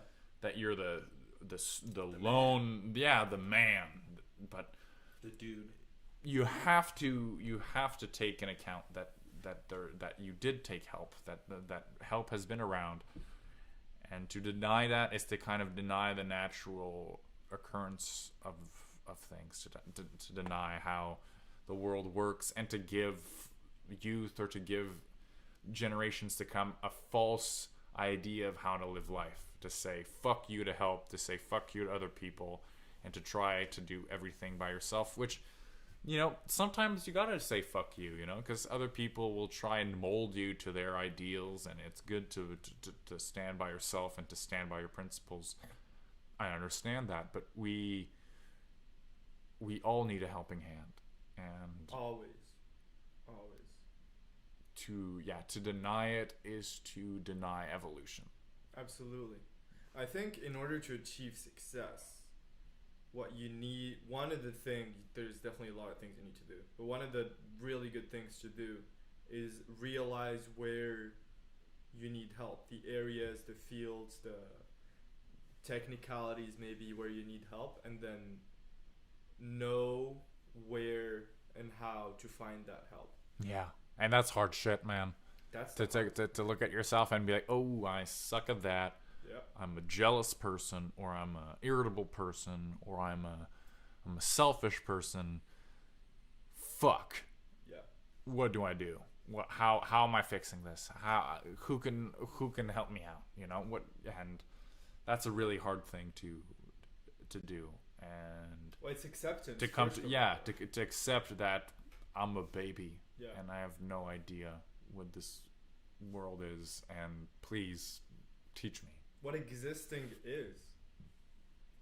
I talked about that briefly last time, but just existing in itself is such a weird concept when you realize that you're here and you're not here. It's super hard too for anyone who grows up with a lot of tension in the family and then the household, because they're naturally alone. They're naturally kind of separated from the pack, whether they have like a toxic family relationship or anything, and they live. And I've met people like that. I've met people that have grown up in really toxic environments, and good for them. They've separated themselves from it, and they've evolved outside of it. And I can definitely see how, because of that, you can go like, fuck it, I figured it out. I know how to handle this. But that's still not the case. You know, is that you still have to be aware that even though the people you started out with, your day ones, the people that were there with you, weren't helpful, it doesn't mean nobody's going to be helpful. And to deny that some people can bring you help is to stagnate. Absolutely. Yeah. I think that's a very good truth right there. And I'm always scared when I meet people that are super self-reliant and strong-willed because of a lack of I don't know, guidance as children, but self-discipline. As children, they've managed to succeed. I'm super impressed, but I'm also scared that they lack the ability to take in information from others because they've relied so much on themselves, which is awesome. They're super self-reliant, and they're super self-sustainable. But you know, life is about growing, and it's not about sustaining, and we all must move on. Yeah, one way or another.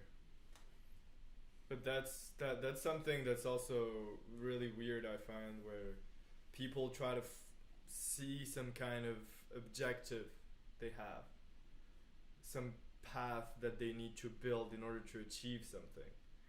And some people do that and try to set for themselves goals that are literally unachievable. Yeah. And some others just want to, chill out and just have a good, chilled existence. And I don't understand till this day what the difference is between the people who set for themselves goals that are way higher than others, How does that happen? Where does that come from? Is it something that you are born with? Is it part of your character? Is it something that comes from I'm sure it comes from maybe a disdain from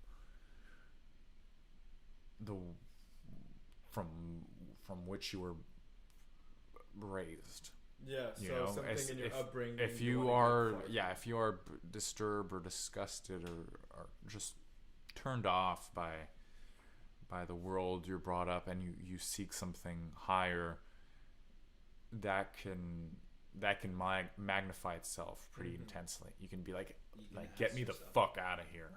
That's the kind of rags to riches stories we hear. Yeah, is those people who grow up in a world where they're completely deprived, and they see the potential because of the society we live in. We see what's possible right in front of our eyes through social media and television and movies. We want that Scarface narrative, right? We want that immigrant from Cuba becomes the top dog. Yeah, shit. I think a lot with that is, are you allowed to dream big? Sometimes you hear stories where there's a very established person, they have a family, and then they have like kids, and the kids, they don't achieve as much as like the father or the mother as the parents.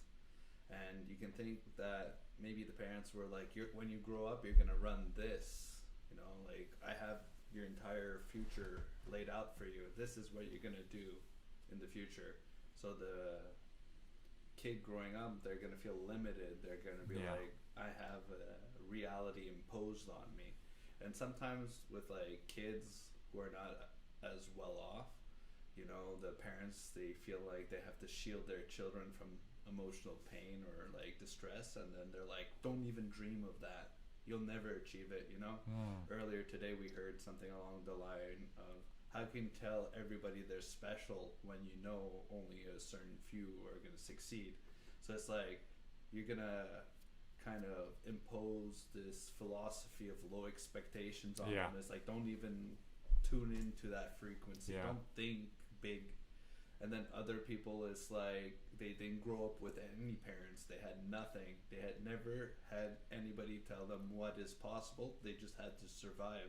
So at one point they reach this stage where they can just increase, you know, their productivity. They don't know what's possible, but they also don't think it's not impossible, you know? They're just like, I have a vision, I have to fight, and I have to move forward. So I think that's pretty interesting where, you know, when you're a kid, when you're developing, what's being imposed on you. You know, if there's limits from a very early age, your imagination's going to be confined.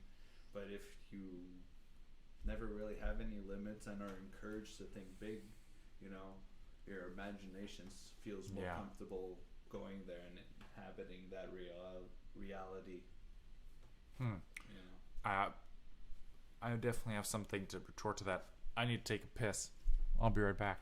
No This worries. is how it works, live and direct. You know, I like this podcast. I feel like the subject's good. I feel like technically everything's set up nicely. I hope we look good. You guys can let us know.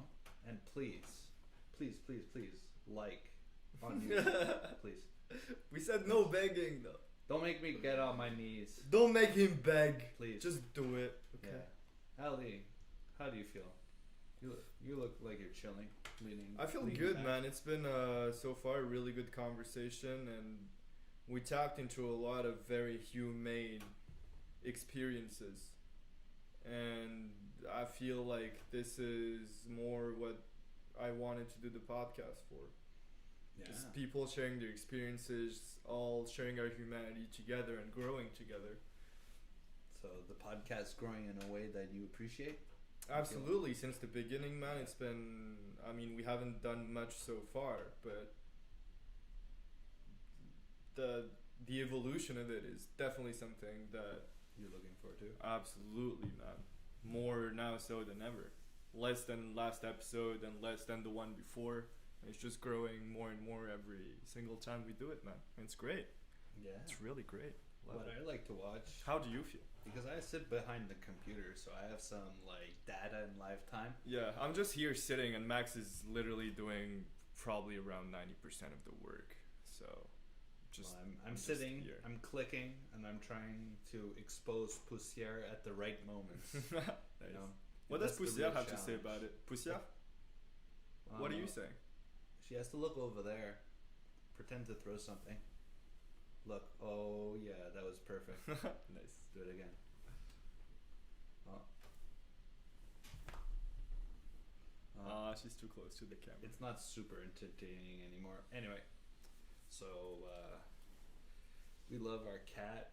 We love animals. Yeah, and no, but what I like is that I think we know a lot of people around us that have really good experiences as human beings, and the fact that they can share them with the rest of the world, and it can be accessed by others and others can learn from it.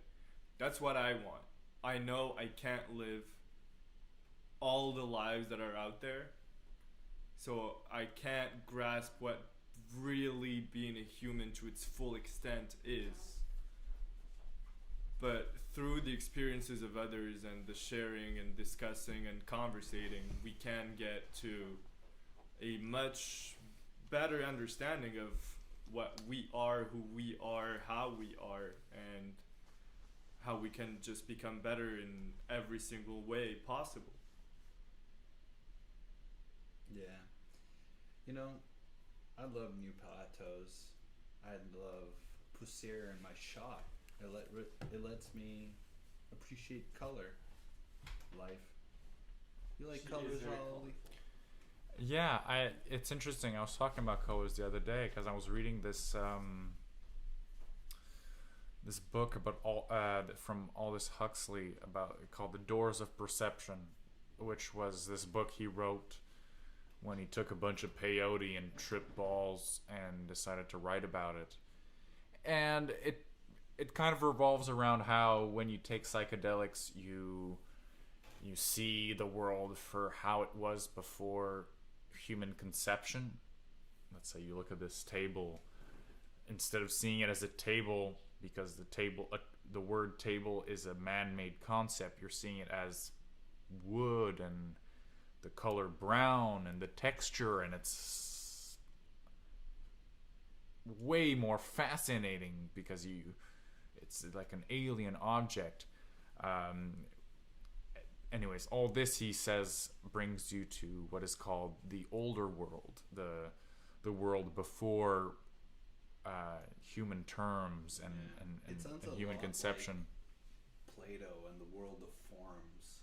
So I was talking with someone about this not too long ago, and it's with a table, so I'm so happy you brought it up. Sick. Plus our table's so nice, right? It fucking is, man. Yeah, we picked it up homemade. Homemade? Yeah, some dude during confinement, quarantine period, he was like, I'm bored. So him and his brother-in-law started making furniture.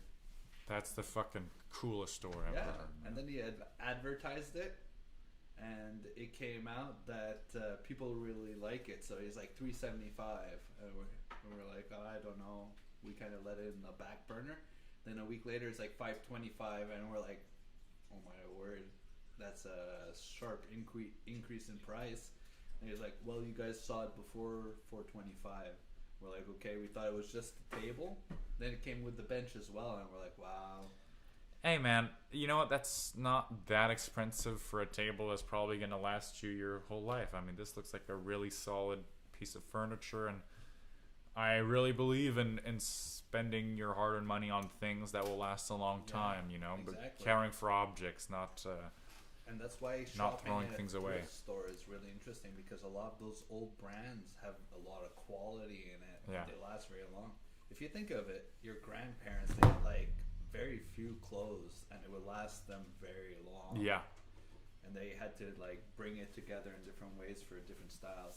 But back to the table, it's interesting that you were saying there's like a table, wooden table, everything, and you can explain abstraction very well in that way. It's like there's the abstract idea of a table. It's just like a platform that you can put things on. So let's say in the future we have like hover tables or suspension tables, where it's just like a camera sees where there's an object that you would like to be suspended, and then it turns off gravity. So like I have my glass, and I'm like, boop, you know, it just suspends there. That's a table in concept. But then we have this table. It's a wooden table. And then other people have like a glass table. It's like all these different tables at one level. At a higher level, it's just a table, and that's the abstract world form Plato table. It's like that's the table that existed, that we can connect to the concept of a table. Yeah, and we can spiritually understand the design of the table, and then we can manifest it. We can bring it. We can take wood. We're like, this could be a leg. This could be the table. And then when our knowledge jumps forward, we can be like, hey, look, gravity. Like that's a glass. That's what we want to suspend, and that's the anti-gravity table or whatever. Yeah. You can just like blow up the idea. It could be like something traditional, or it can be something way out of here, but the concept is always the same. It's the abstractness of it. Ollie, do you have any objects, items, inanimate in your life that have been important? One way or another. Or if not, what are some objects in your life that you couldn't really live without, that you use on a daily basis, that just augment your experience of living somehow? Like a camera, Yeah, I mean, tape. I'm thinking obviously cameras, but my fascination with cameras isn't so much about the camera, but what it does. But it's making me think of colors, which is what Max brought up earlier, which I didn't get to, which was mentioned in that Aldous Huxley book, which I was talking about, The Doors of Perception, which that colors are in a way a gateway to this older world, a gateway to this world before human conception, because colors are things that we can't really express. Sure, we can put words to them. We can say that it's green. We can say that it's brown. But it's so much more than that.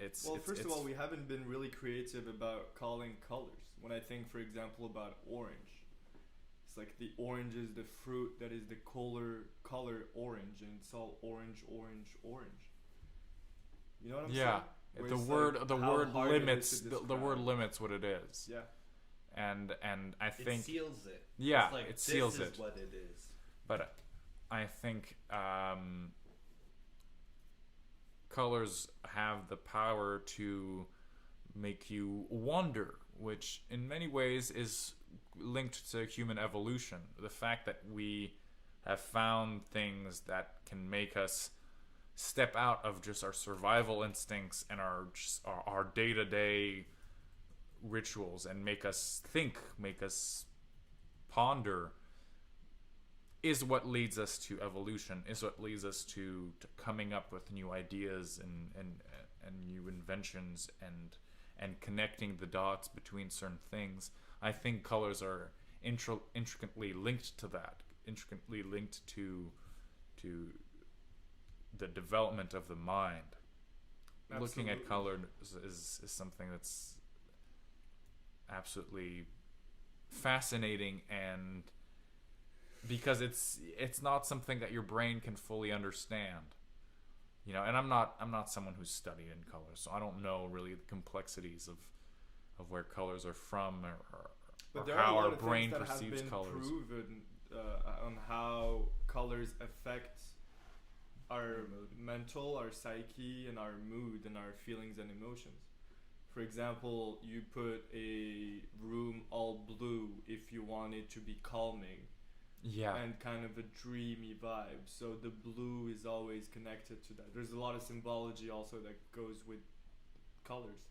But if we go to red is really passionate, intense. So if you are somebody who is creative and like to go intensely into your art, then having a really red room helps you achieve that, because it's an external factor that affects how you feel and how you see things differently one way or another. Yellow is more for focus. So if you have a yellow room, you'll focus easily in it. And that's why a lot of homes are white with white walls, because white is the most neutral color you can actually get. Let me get into this a little bit. So there's these very interesting theories about the construction of the universe and how everything has like a primal essence. And then one thing is that there's like sulfur, salt, and then lastly mercury. And those three things exist in everything in different forms. And if there's more sulfur in something, it's more red. If there's more salt and mercury in something, it's more blue or more white. And the thing is, these different elements represent different aspects of being. So mercury represents the spirit, like the design. And then salt is the body, it's the thing that manifests. And then there's sulfur, which is the soul. It's like the burning sensation. It's like the fire of life, like you were saying before with passion. You know, when you're passionate about something, a lot of people describe it as there being like a fire there.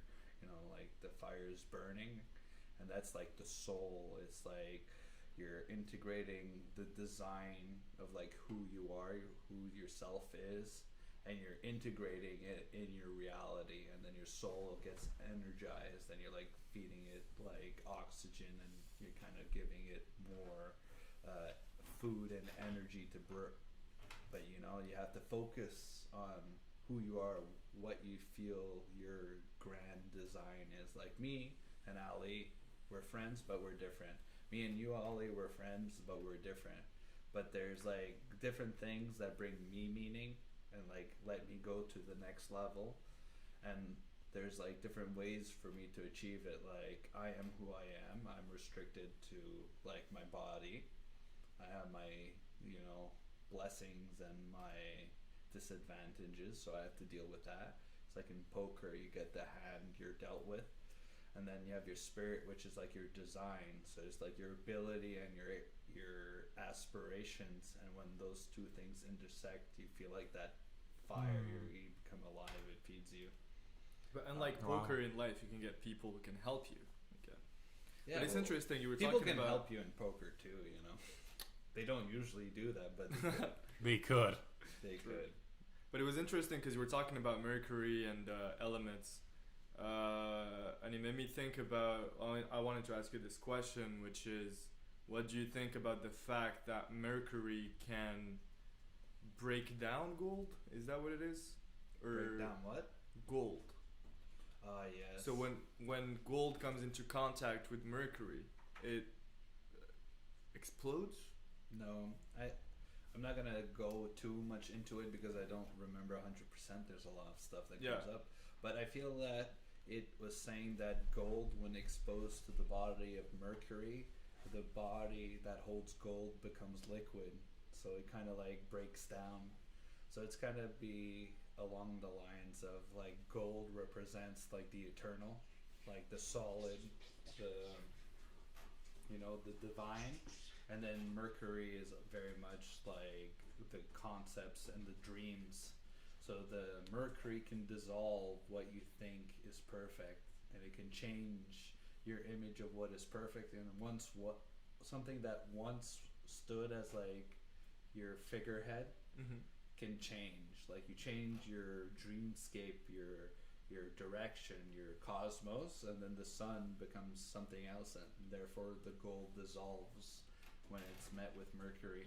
But you know, these things are very like abstract and metaphysical. It's Yeah. like you use a symbol like gold, the sun, a lion, kind of like means the same thing, but it's on different levels. It's like there's gold is like innate, it's a material, it's like a metal, it's a building block. And then there's maybe the sun, which is like a living thing, it's kind of like perfect, it brings light. And then there's like a lion, which is like literally a living A thing lion. in our ecosystem, so we can analyze it in a way where it's the king. It's like it's the ruler. Like the sun is the ruler and gold is the ruler. Like all the pharaohs and the king, they worship gold. Yeah, and the sun. Yeah, And and the the sun and the lion, because the lion is a representation of their power. They have a roar. They can like shape you up. They're like, hey, here. But let's not go too much into symbols and stuff. No, I just wanted to know what like your general understanding or view on the What I interaction feel between Mercury and gold. It's very much a trifecta. It's Okay. like the design, like me and you, we have our own vision. Yeah. The implementation, like who you actually are, and bringing those two together ignites your soul, and it's like that's your purpose. It's like Interesting. many people share the same spirit. That's why they join the same clubs or the same movements or the same interests. Like me, you, Ali, we all like movies, right? So we share a similar spirit. But the thing is, like, me, you, and Ali are all different. So we're all gonna like something different about the movie. And then it's that, like, spark that ignites when you shared concept of a movie, and then all your individual perceptions of the movie come together, and then it ignites a passion in you, makes you feel like, yeah, the meaning resonates with me, and then we can you know, It's make augmenting something your with life. it. Interesting. But you know, before we asked you a nonsensical question, what's your spirit animal? But now I'm gonna ask you even more nonsensical question. Bring it on. What color are you? What color do you feel at the moment? That's very interesting. Oh man, this is probably the hardest question for me. Like when people ask me what my favorite color. Not even your favorite. Yeah, color. that's already hard What enough, color man. are you? What color are you? Like, Fuck. Have you ever been to Centre-Fille? Remind me what that Old is again. Port. Yeah. So, I don't remember what month it was, but it was this summer. They had this expo where they had the room. You'd go in there, and then it was just a huge wall, a whole wall, with a projection on it of different kind of inner universes. I guess that's what they were trying to represent. So it was different colors, different shapes. Sometimes you would have like reddish, pinkish clouds. Sometimes it was like clean cut triangles that had the same triangle isocèle, No. you know. So they were like super clean cut, purple and like laser blue. And then you would have rectangles that were black and gold that would just like shift and mold into each other. So that was like more like, for me, was achievement, perfection, how you try to achieve something. The purple reddish clouds were more like feelings and how you feel emotions. So I thought that was a really nice and visual experiment of how you feel when you are exposed to a certain colorful and image universe, and how that resonates with you. Because a lot of those different universes, there were at least 10, maybe 15, maybe 20. But some of them I did not vibe with at all. And then some of them I was like, oh, this resembles how I feel love. Or this resembles how I think when I'm working on like my finance job. Or this resembles my grief. Or this is how I would like to be able to think when I'm doing a certain task. And it was all colors and shapes. And you know, what I find fascinating about that is that had you gone a different day, you probably would have felt a different thing depending on different colors, right? That's why I find that question impossible, because it really depends on the day. You know, like every color makes me feel a different thing, and it really depends on the mood I'm in or the thoughts that are rummaging in my mind. A color that comes back to mind a lot is I love pink, man. I'm definitely a pink. Hell yeah. Yeah, I just find it very very explosive and very. I was gonna say pink is fiery. It's like in your face. Yeah, exactly. It's like it's a statement. It's the intensity of red with like the purity of white. It's like you don't really feel anything malevolent with pink. Definitely with not. Red, it's a little bit like there's a deviant side to red that's not there with pink. So you feel pink, or you appreciate pink? I guess I appreciate pink a lot as a color. Yeah. I like Do you seeing wear it. pink? Yeah, I gotta. I mean, I don't pink with black. wear like pink Pink with jumpsuits black or looks anything. good. Yeah, I definitely got some pink shoes, some pink shirts that I wear occasionally. But yeah, man, that color I definitely resonate with, but also any color I can just be How do you feel fascinated about by. purple, for example? Like a dark purple. I Not love purple. exactly like this one, but like a little bit more dark and muted. Like Barney. Yeah, like Barney He's a nice from purple. Sesame Street, right? Odysseus is related to purple, in the Odyssey. How so? Well, his toga is purple. Oh yeah. Yep. And it's a royal color. It's like Well, purple is also top the of highest top. chakra. Yeah, Really? exactly. Yeah. It's It's, also the almost color that's- impossible to make in nature. Like, what's purple? How do you make purple? What's blue and red? Well, blue you can find some things, but it's There's also not really that. tough. There's very rare things that are actually blue in nature. Rocks, but like that's certain why minerals. When you think of That's King it. Louis, Yeah. or Some like- flowers are blue. when Yeah, you but think of the that's French- even that is like the reflection of light. You know, like actual pure blue things in nature. That's true. I saw an Mostly article rocks about that and where it's like blue does not exist actually in nature. It's very. I don't know. Like I can't. I really- It's heard like saying something the else sky that is was blue is interesting. like completely false, you know, whereas the sky is not actually a thing. What is actually the sky? Yeah. And the blue that we see in the sky during daylight is just the refraction of light on Earth going back, With and the like water. the space is dark but kind of purple-ish. But it's so fucking confusing because No, the water is just we're the looking at the reflection damn of the blue in sky. the sky Yeah. that is not actually blue, so it just makes the water blue, but the sky is not blue, but then the water is blue, just like everything's blue, but not really. Blue doesn't exist, but what is really going on here? yeah, because Yeah, it fucking what is the fuck is blue. going I'm looking on? at it. Some It's blue. certain- Fuck. Yeah. I'm gonna give you some certainty from the Like I have 1500s. blue So ones. let's see if it holds up. Mercury and salt is blue. Oh yeah, So let's. Mercury is like silverish, right? Yeah, it's quicksilver, but the thing is, like, when you break down the elements or like the construction of something, the mercury and the salt part give you the white and the blue shine to it. Ah. So what does that mean? If mercury, So wait, you tell Is me if the I take spirit- mercury right now and I mix salt with it, it's gonna be blue? pardon me, If I take mercury right now and mix it with salt, I'm gonna get blue? no, But it's gonna burn blue. Maybe I don't know. This Gas is all- burns blue. This is all Okay. just like That's cool. symbolism, so I don't even Okay. know if it's real. You know. What is real? It's What is encoded. real? It's encoded. We gotta decode it. So yeah, it was interesting talking about colors. It's like they all It have was. their different energies, right? Their different vibrations, Mhm. and like for sure, one day to the next, you don't have to be the same color. It don't have to fix. But like I don't know. And I feel, but there's a I part feel of me that yellow. I'm not even sure. You know, we were talking about how yellow has certain inputs in Properties. on the brain, and Yeah. red and blue.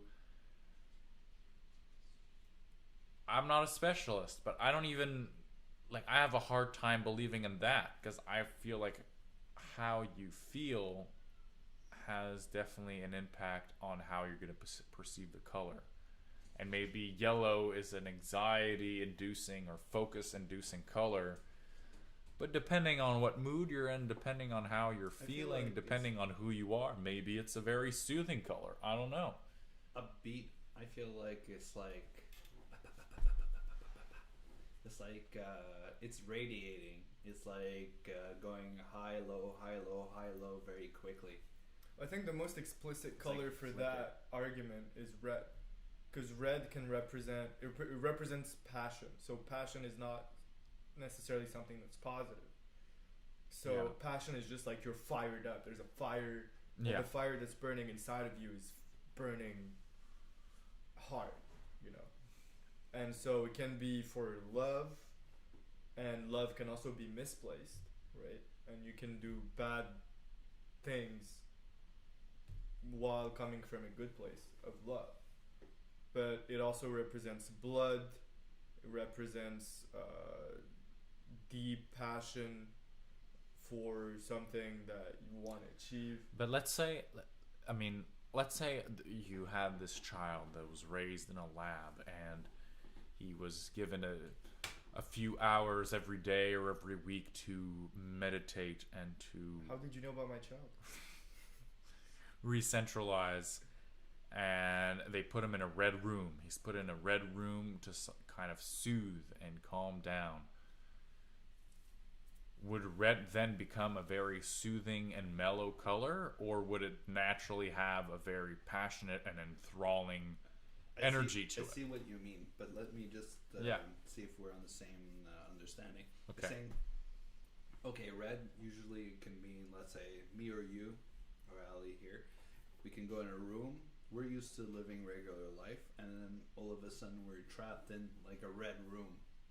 And then over time, how are we going to react to being in like a red environment? And then what you were saying is that imagine someone grew up in a red room, like they only see red, and then they get out of that room and they're in like a white room, maybe they see red as like their comfort, where they come from, what they understand, and then that white is something totally different. It clashes with it. It's much more bright. We think maybe white is good, and then we go into red and we're like, oh my god, this is like disturbing.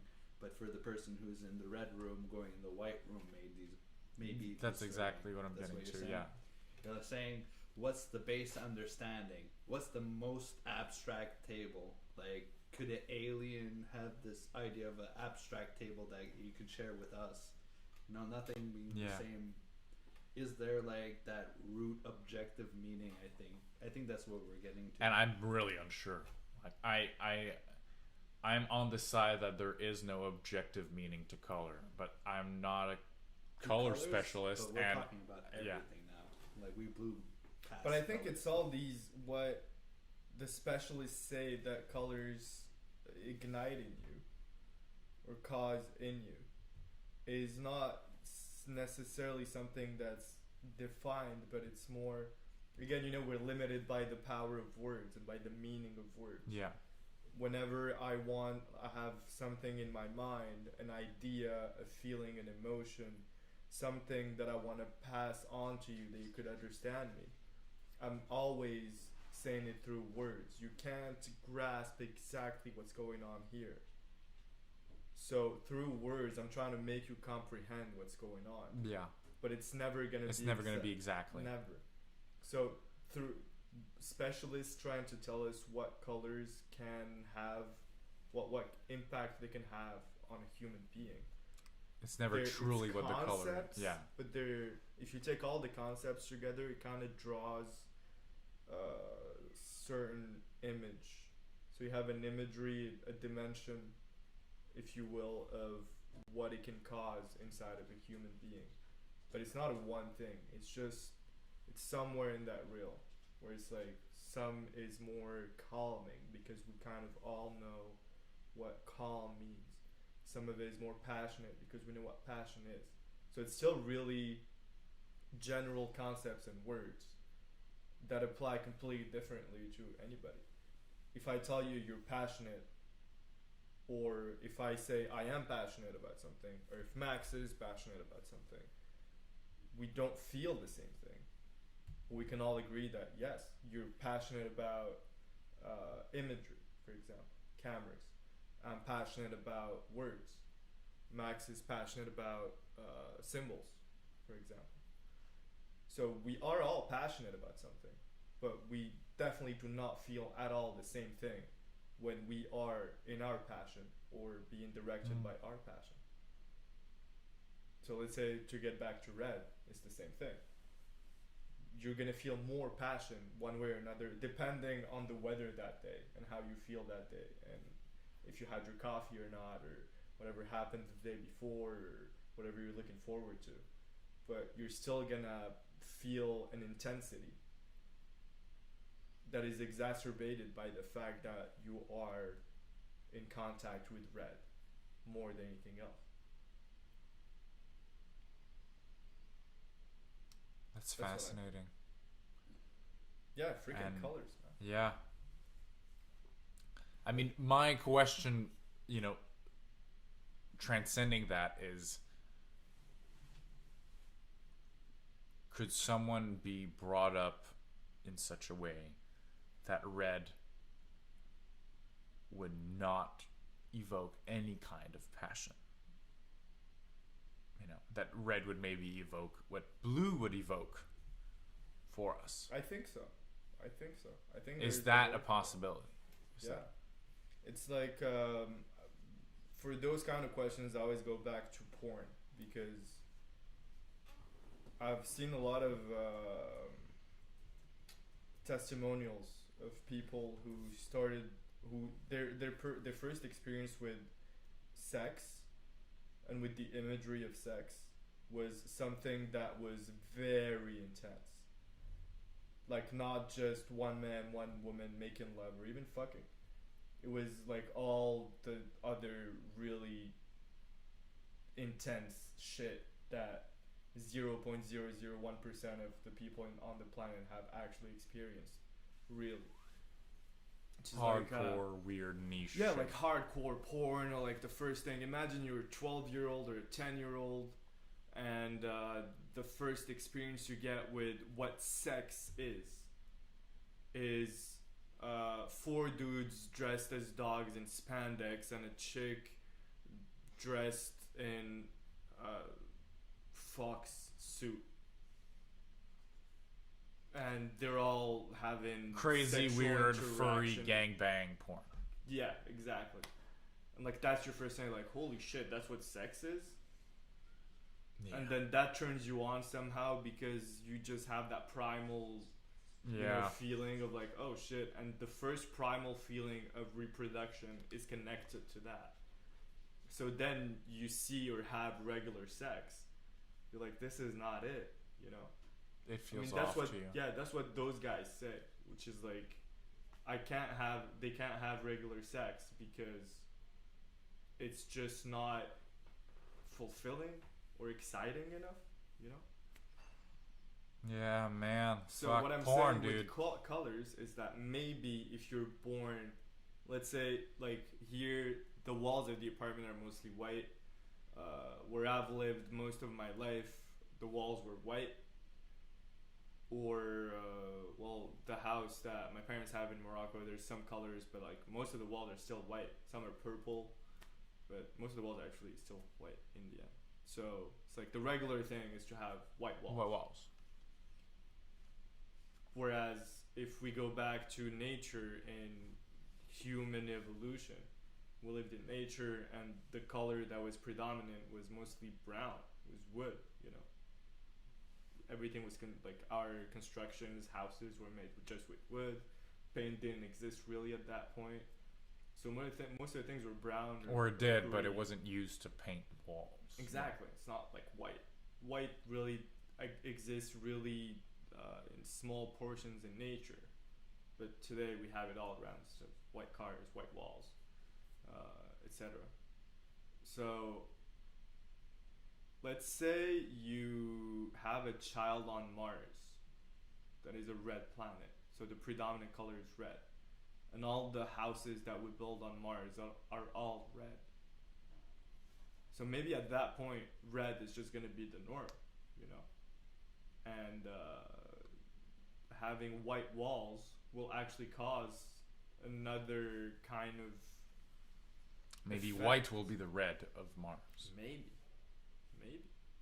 Or maybe people will just be super intense because humans are pre-programmed to be intense in yeah. red.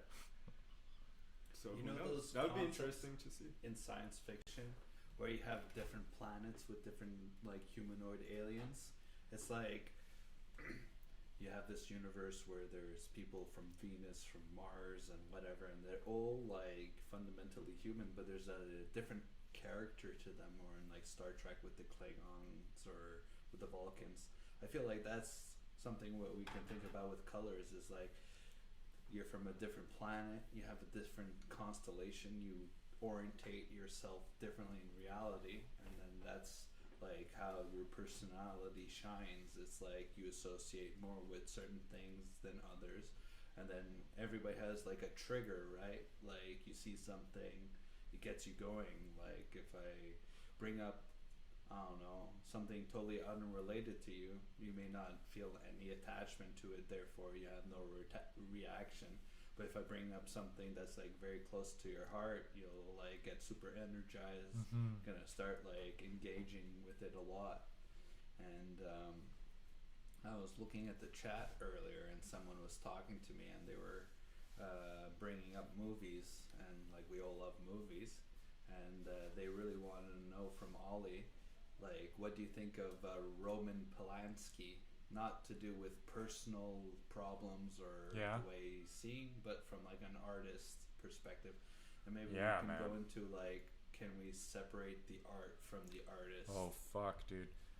I'm always gonna be on the opinion that you can separate the art from the artist, because I feel like as soon as you make art, you are then separated from it, because the art that you made becomes its own entity, and the people that indulge in it, the people that watch it, put their own meaning and their own appreciation towards it. I could never condone what Roman Polanski did. You know, it just sounds so horrible, heinous, and no matter how horrible of a life he's had and how people have tried to make him sound like a victim, I'm sure he is a victim in many ways, and he, you know, the society has let him down, and he's the reason why he's a deviant is because the world that he grew up in has made him a deviant. Sure, whatever. What he did is fucked up. He shouldn't transcend this world and try and achieve something better. He should just fall and accept the evils that is. Yeah, man. He became whatever he grew up, whatever evils he grew up in. I'm sorry, but you perpetuated them by doing those horrible things to that young girl. That being said, man, I fucking love Chinatown, dude. That being said, Rosemary's Baby is a film that had an impact on me that I can't control. Like, I remember watching Rosemary's Baby, and that movie's crazy. Yeah, like it's so scary. I'm not someone who was raised religious, but that film had this impact on me that made me feel spiritual. Yeah, spiritually terrified. It made me like have this kind of loss of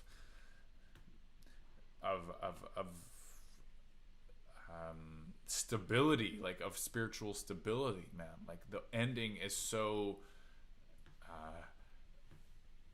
destructive in terms of it breaks down everything you think is holy. I mean, the whole time during Rosemary's Baby, you're thinking there's a hope. You're thinking like, yeah, maybe she is crazy. Like, come on, man. The whole world can't be against you. Like, what are you talking about? The medical establishment's not against you. Yeah, like what That's the fuck? The most terrifying. Exactly. World famous psychiatrist. World famous psychiatrist. Is going against her. Her husband, her lovely husband, her everyone, the nice neighbors. They're all fucked. They're all the fucking demon.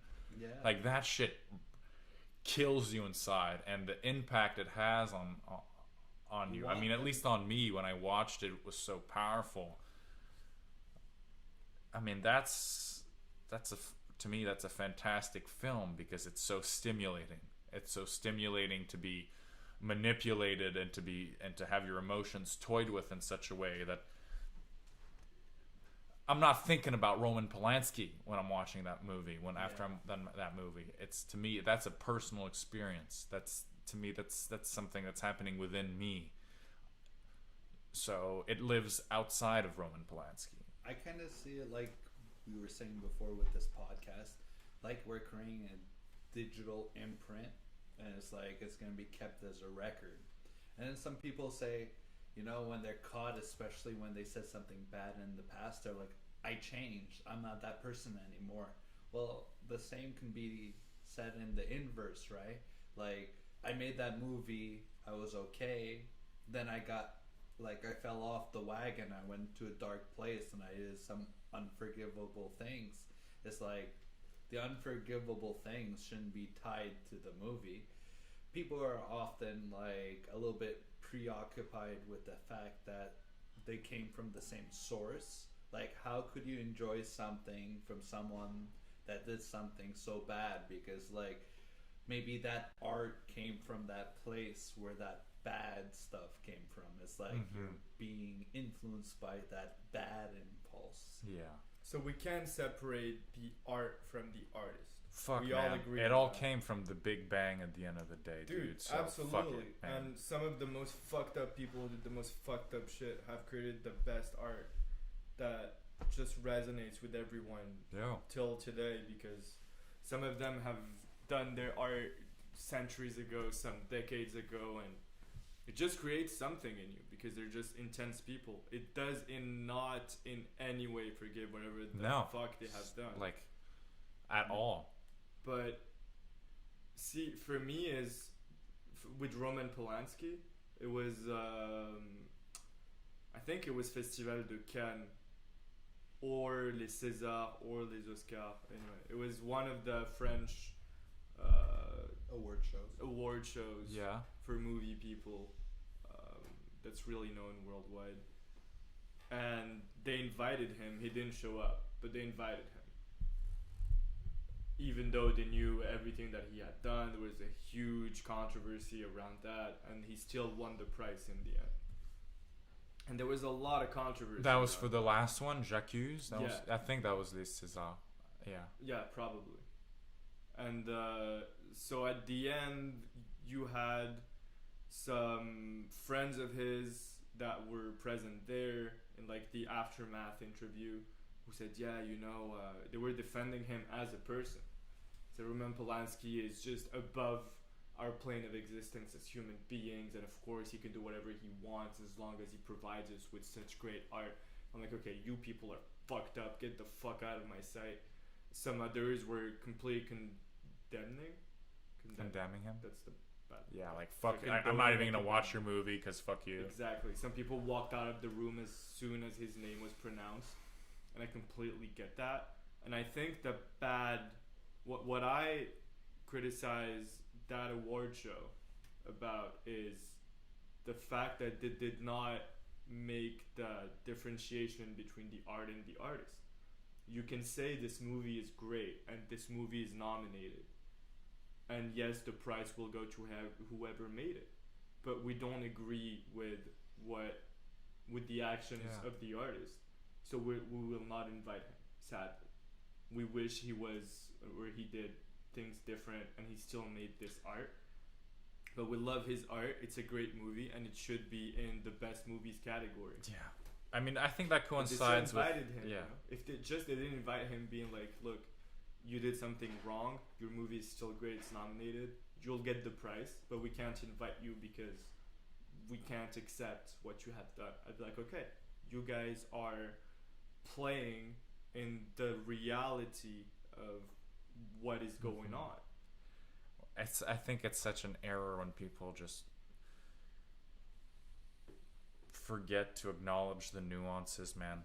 We're all The good gray and zones. we're all good and bad in very different ways, and That's you know I what, think. Roman Polanski did do something horrible, and he did do amazing movies. Yes. Those are just facts, man. Yes. Like, Yes. But why do he's- you want to deny his amazingness because he's a bad person? exactly. To me it's they both don't deny each other. They're both there. You know, the same way as you're a smart guy, I like you. You've probably done shitty stuff in your life, man. So have I. I have treated some people badly. I and, have too. I make And- amends. Try to make amends for that. I've not fucking done that shit, but I know I've done some shit that I've regretted, and But where's the criticism coming from? From people who says there shouldn't be any bad, right? It's like, oh look, good movie, bad person. Let's get rid of the good movie. But Oh, it's like deep down inside, it's just because they can't handle the bad. It's like there shouldn't be something because it may be bad. What are you afraid of? If you're so good, the bad shouldn't scare you so much. and fuck, man, like It's wake up, dude. World's full of bad shit. Yeah. Like, I'm sorry, but you got to come to terms with it. Shit's fucking horrible sometimes, but there is beauty, and And we don't shouldn't don't deny deny it. the beauty. But the thing is, with what is the light is being put on whatever is extreme and sensationalist. Just like in politics, it's Yeah. the same thing.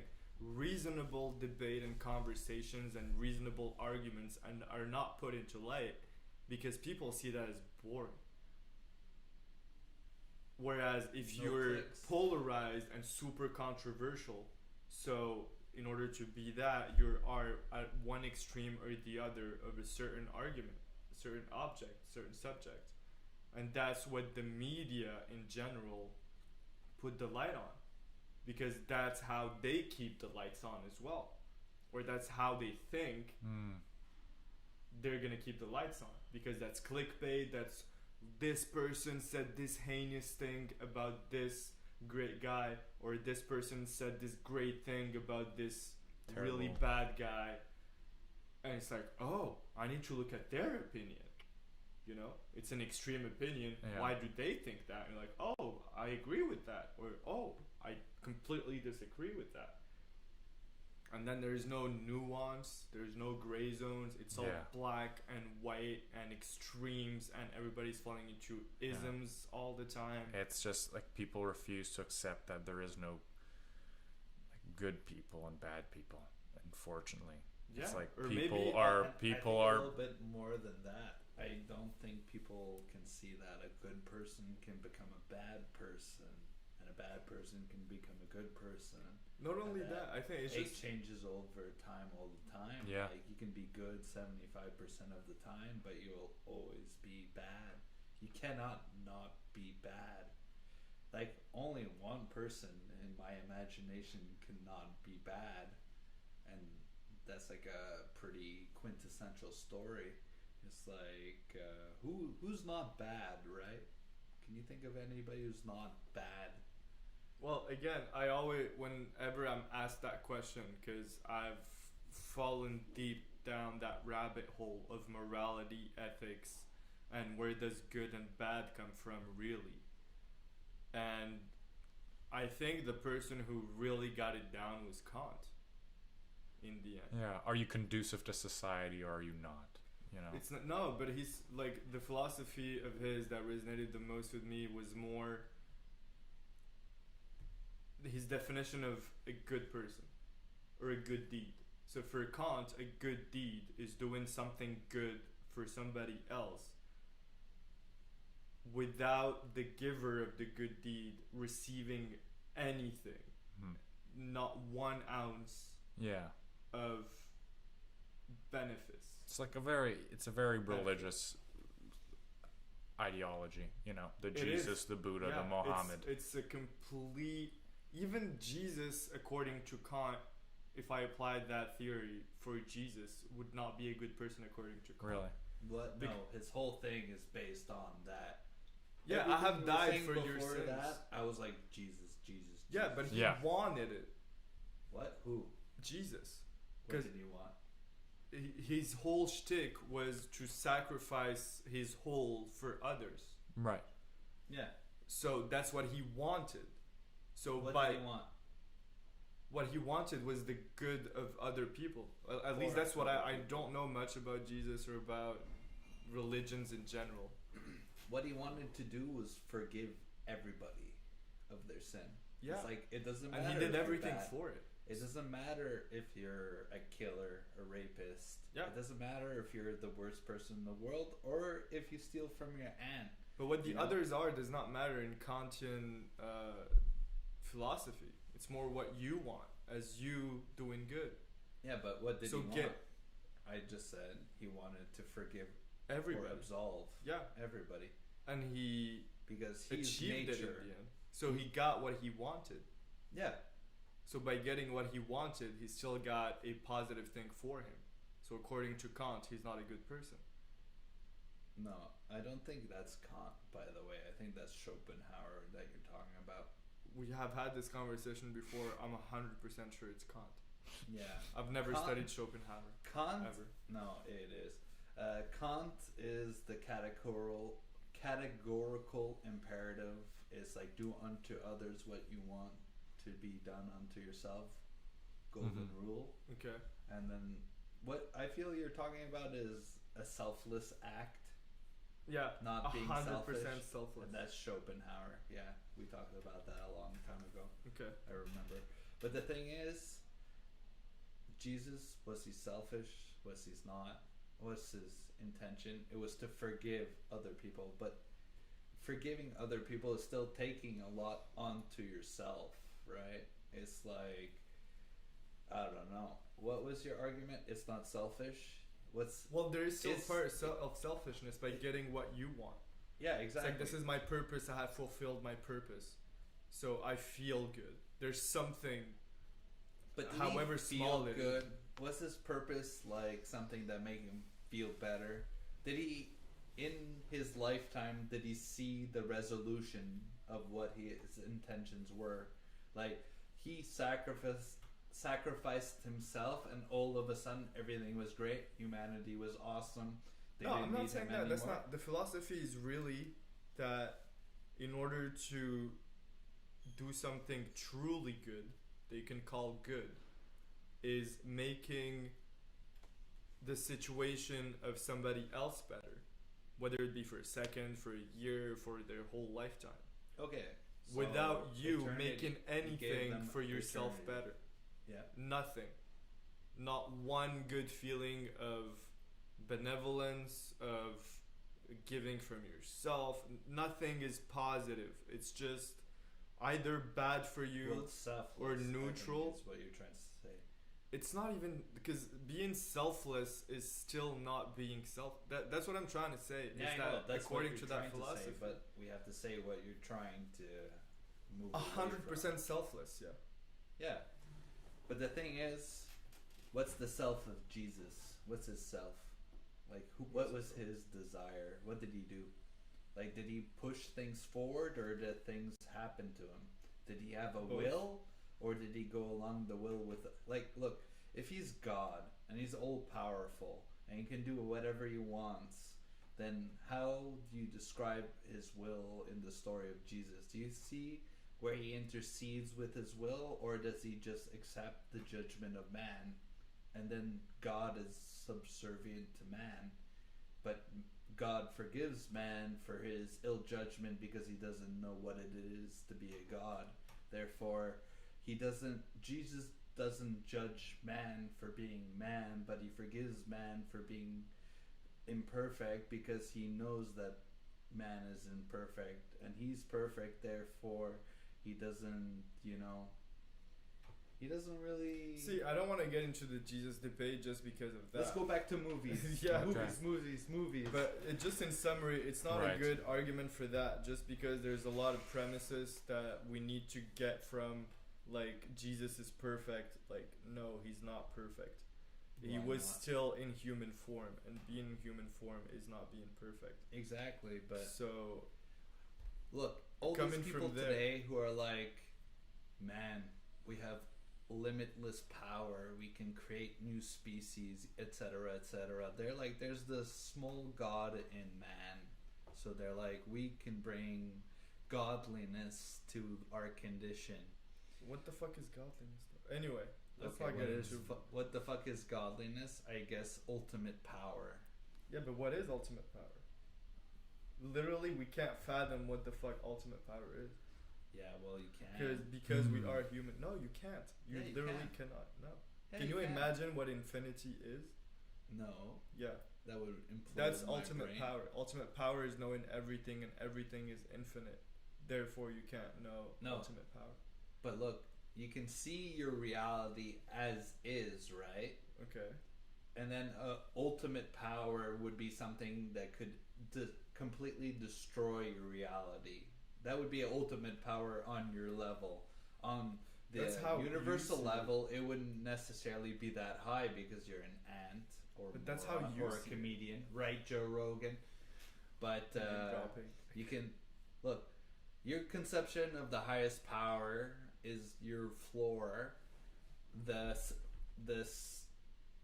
Is your ceiling, and the floor of the ultimate power is your ceiling. So, like, it just needs to show ultimate power in To your you. perspective.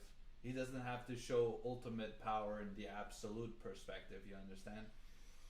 I Like, get it, but that's not ultimate power there. no, I know, but It's ultimate power like, subjectively.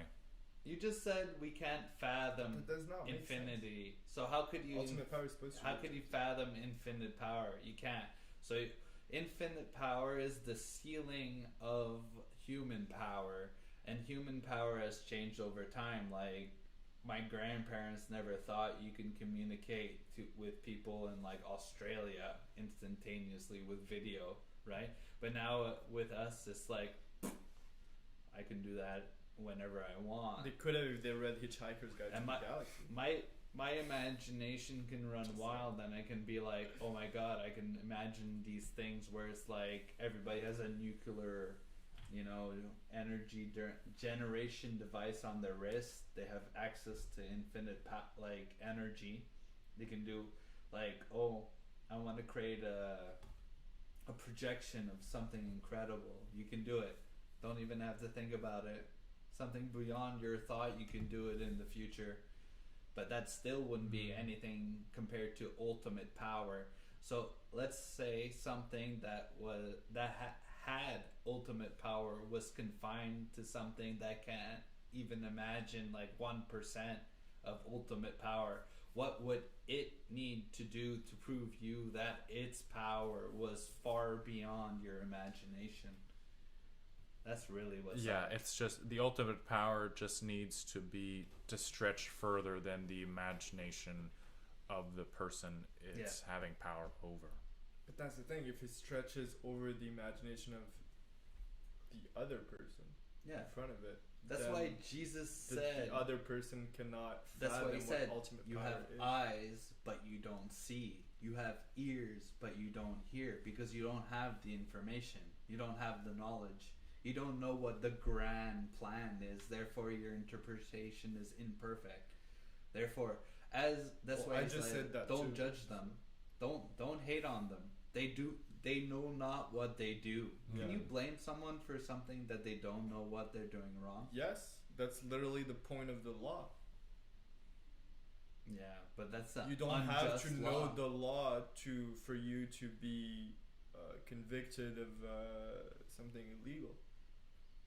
Yeah. Let's say you don't pay your rent for 6 months and you're like, oh shit, that's written in the law. I didn't know. The judge is not gonna be like, oh, well, he didn't know, we're gonna let him up. It's like, no, that's illegal. You don't do that. You go to jail just like everybody else.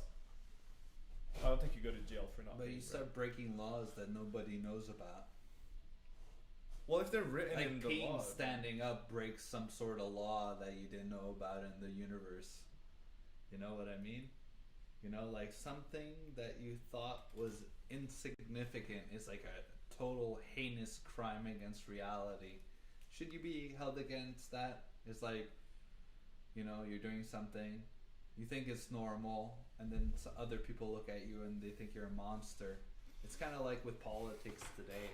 It's like, or if you the think Armenian Donald genocide. Trump's a good person, it's like, you're deluded. Oh my God, you're going against nature. You're going against everything. Yeah. Is it bad to like Donald Trump? I mean, I guess you'll never know, right? Because you'll never meet Donald Trump. And to go back to the hey, speak for yourself. Right. Well, he doesn't have that many years to live. Let's bring it back to movies and talking about if we can separate the art from the artist. My favorite actor of all time is probably objectively a terrible person. Klaus Kinski, German guy, played in all those Werner Herzog movies. Who's that? Little summary for people like me who don't know. Okay, so he's an actor who played in a lot of German films, a lot of international films. He played in, if you watch spaghetti westerns, he played in A Few Dollars More, aside Clint Eastwood and Lee Van Cleef. What's The Great Silence? The Great Silence with Jean-Louis Trintignant by Sergio Corbucci. Do you know if he's still alive? He's not. He died about 20, 30, 40 years ago. While back then. Yeah, a while back. But he was definitely known as a terrible person. He was very abusive to people on set. He was very mean. He was very selfish. There was claims that he had raped his daughter. I'm talking fucked up shit, really dude. Terrible. Terrible person. He was on film sets where he supposedly shot people because he wasn't getting enough attention. I mean, I can't get into the ins and outs of how terrible this person was, but he definitely did some horrible things. Well, from what you said, he sounds pretty fucking He's terrible. fucked, man. He's and fucked. Frightening. A classic example is that on the set of either, I think it's Fitzcarraldo or Aguirre, The Wrath of God, which is one of the movies he made with Werner Herzog, he someone was bit by a snake and had to get his foot cut off, one of the grips or one of the crew members.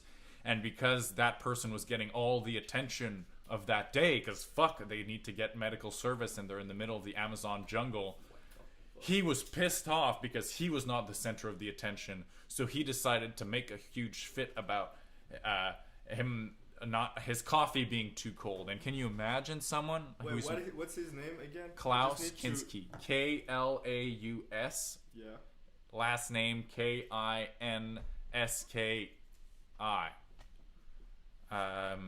Anyway, so this. I just need to verify if he's a Leo.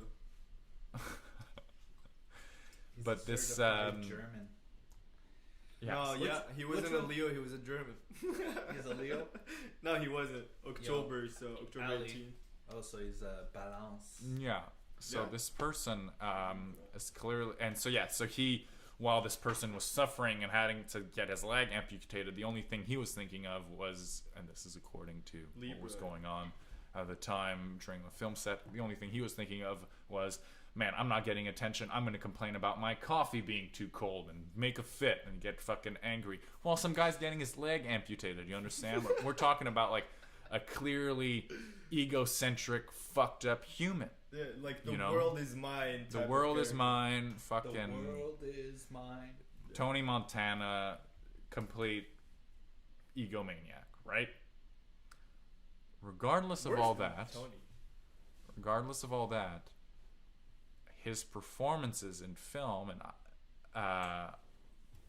I as an actor look up to him, because when I see him in a film, I can't look at anything else. It's jaw-dropping to me. There's a certain presence, a certain presence he brings to the screen that I feel is incomparable to anyone else. He looks, there's this certain craziness, this certain look in his eye that I'm automatically enthralled with, and that has made me be so fascinated with how do you capture that. And I'm sure part of it is him being completely, mentally unstable. But sounds like yeah. But all those horrible things cannot destroy my appreciation for the art that he has made, unfortunately. his job, man. At the end of the day, that's his job. That's what he was really good at. And I'm gonna try, and as an actor, I'm gonna try and take from that. I'm not gonna try and become any of those horrible things, but I'm going to try and not replicate, but learn from what he did to create something better. And what I'm taking from him is the good things. The same way a filmmaker would take from Roman Polanski's movies, take his camera work, his storytelling prowess, and see his mastery and say, I can learn from this. And it has nothing to do with him fucking raping a child or all those fucking things. It's you're seeing the beauty that's there, and you capitalize on it to create more beauty. Look, and to me, that there's nothing wrong with that. To me, it's there already. Yeah. You can't deny the bad things in the world. Klaus Kinski, Roman Polanski, they did horrible things, and there's, no matter how much you scoff at it, no matter how much you express your disappointment and your rage towards it, I'm sorry, dude, it just happened. It's already happened. There's nothing you can do about it. The most you can do about it is make something good. Yeah. And so I can't help but be fascinated by this person's acting skills. And I'm going to do my best to try and learn from that. And I'm not going to give a fuck about all those horrible things he did. Like, those things will be stuck in history, and they're horrible that they happened. But I'm going to... And they should not be disregarded as to the person he was. Definitely not. I don't value him as a person. If he was still alive, I wouldn't go shake his hand and, ask for his autograph and kiss his shoes. I'd see him as another human being who's done horrible things, but who also did these great things, or at least in my opinion. He was great at what he did. He was someone who bettered the art of storytelling. Like with his I presence. completely agree with you again. Like separating the art from the artist is, for me, personally, a thing to do. You have to. You should not mix both. Because or else you stop evolving. Exactly. And that's what I love about a certain movement in rap that has been there for decades now, actually. It began with this. MF Doom? Well, yeah. I don't know if it began with him, but MF Doom was definitely somebody who, really portrayed that very well.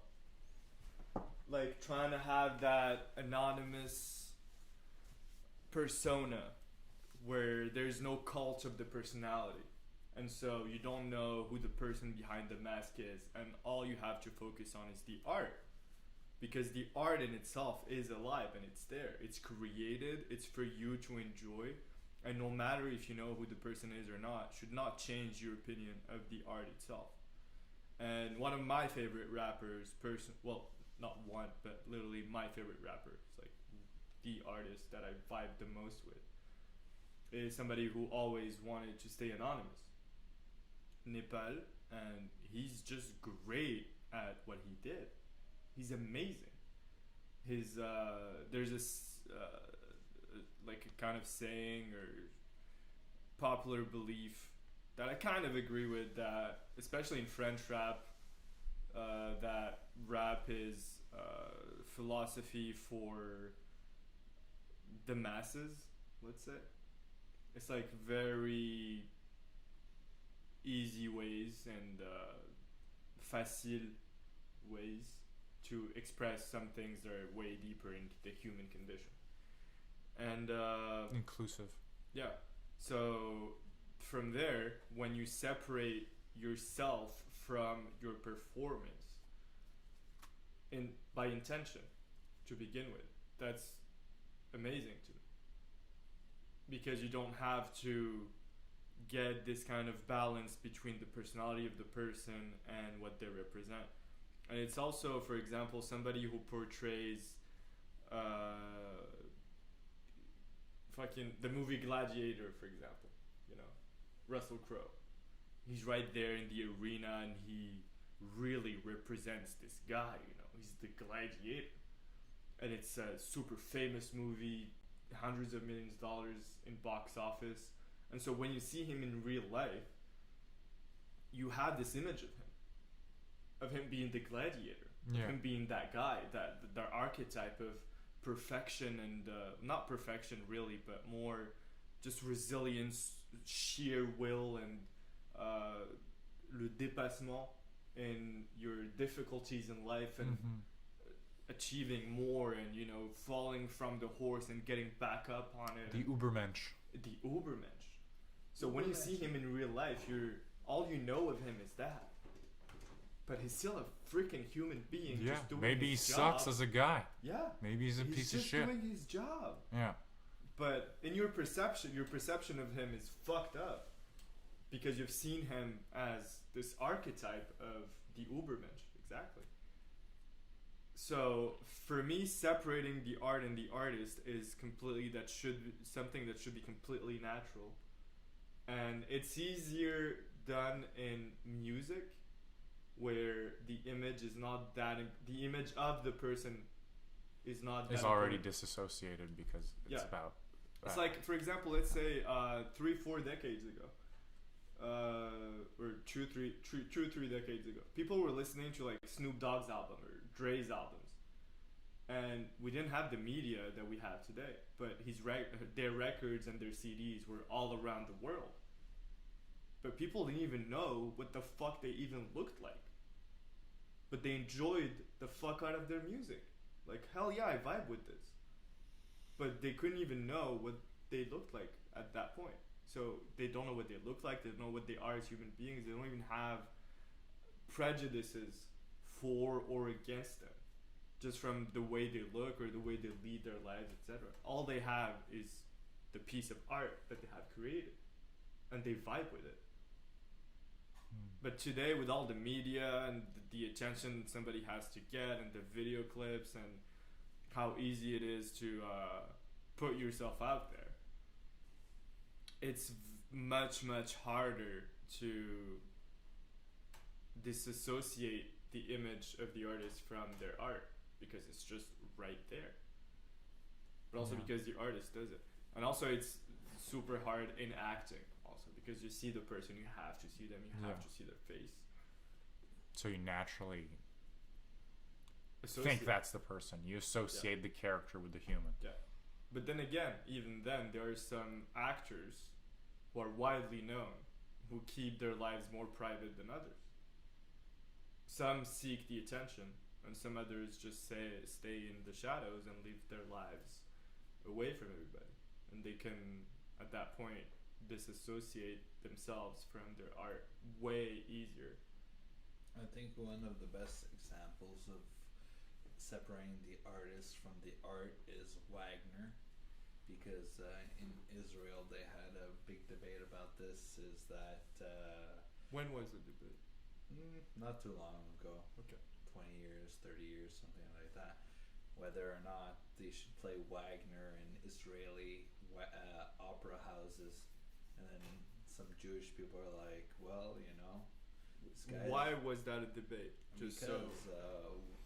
Wagner is known as the proto-Nazi. He's the proto-anti-Semite. He's the guy who's so Eugenicist. the idea of the Jews being the problem in Europe. That was kind of his shtick. But they really don't like his philosophy, because he kind of scapegoats them as the bad guy. But at the same time, they're like, the music is so good, it's so transcendental that it shows this beauty that exists in humans that very few other people were able to achieve. So they're like, we should still display it because of its sheer beauty. The beauty has the potential to create more good around us than the artist's like negative philosophy. It's almost like the music transcends the personality.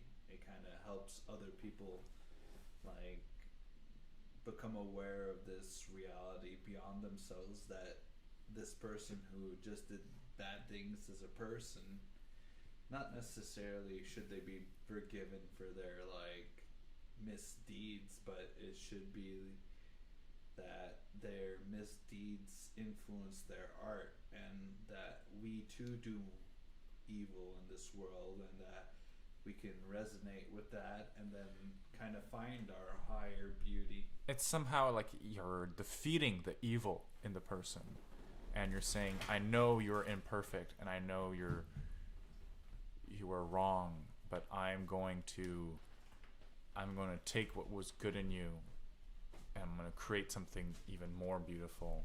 And so the evil you've done will not be the lasting impact of you. Absolutely. I'm going to limit the influence of your evil, and I'm going to perpetuate the good you've done. That's really good. That goes back to how you were seeing your inspiration from Klaus. Yeah, Right. exactly. So the question I wanted to ask you also is that lately, what is the last like really intense feeling that you've gotten? Or is there a feeling or a vibe or energy that just follows you or has been following you for the past months? That is just there, not creeping up on you, but it's just present, you know? Or a question you've been asking yourself a lot. Well, I guess it's going to come back to how sometimes we feel like we're not sure if when we're confronting hardship, if we're going the right direction or not. Like I'm a great believer that exactly we have to confront the darkness.